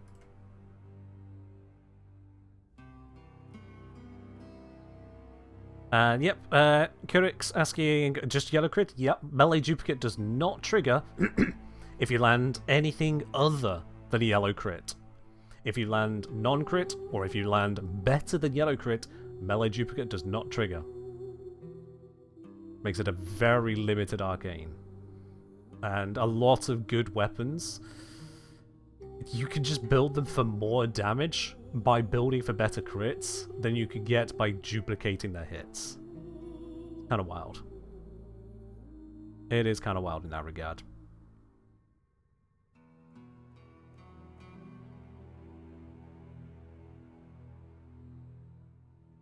As I'm saying, it's weirdly ideal around 130 to 140% crit chance, which a lot of melees can hit. Yeah, a lot of melees can hit that kind of sweetish spot. Absolutely. The problem is then, that sweet spot is just to get kind of the best that they can get out of duplicate, when they could get just something better out of not duplicate. Which then is a bit rough. Captain Calamity, you can change your avatar by using exclamation mark pick frame. So exclamation mark pick frame and then the name of the avatar you want to switch over to. If you're a VIP or subscriber on the channel, that'll switch it up for you in all future giveaway arenas. Does melee duplicate help build combo count faster? I don't actually know if the second hit counts. I would imagine it did. but I genuinely can't be certain on that. I would bet on yes, but I don't know.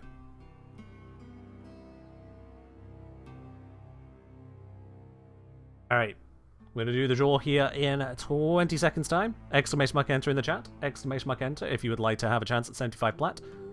Last chance to get in on this here.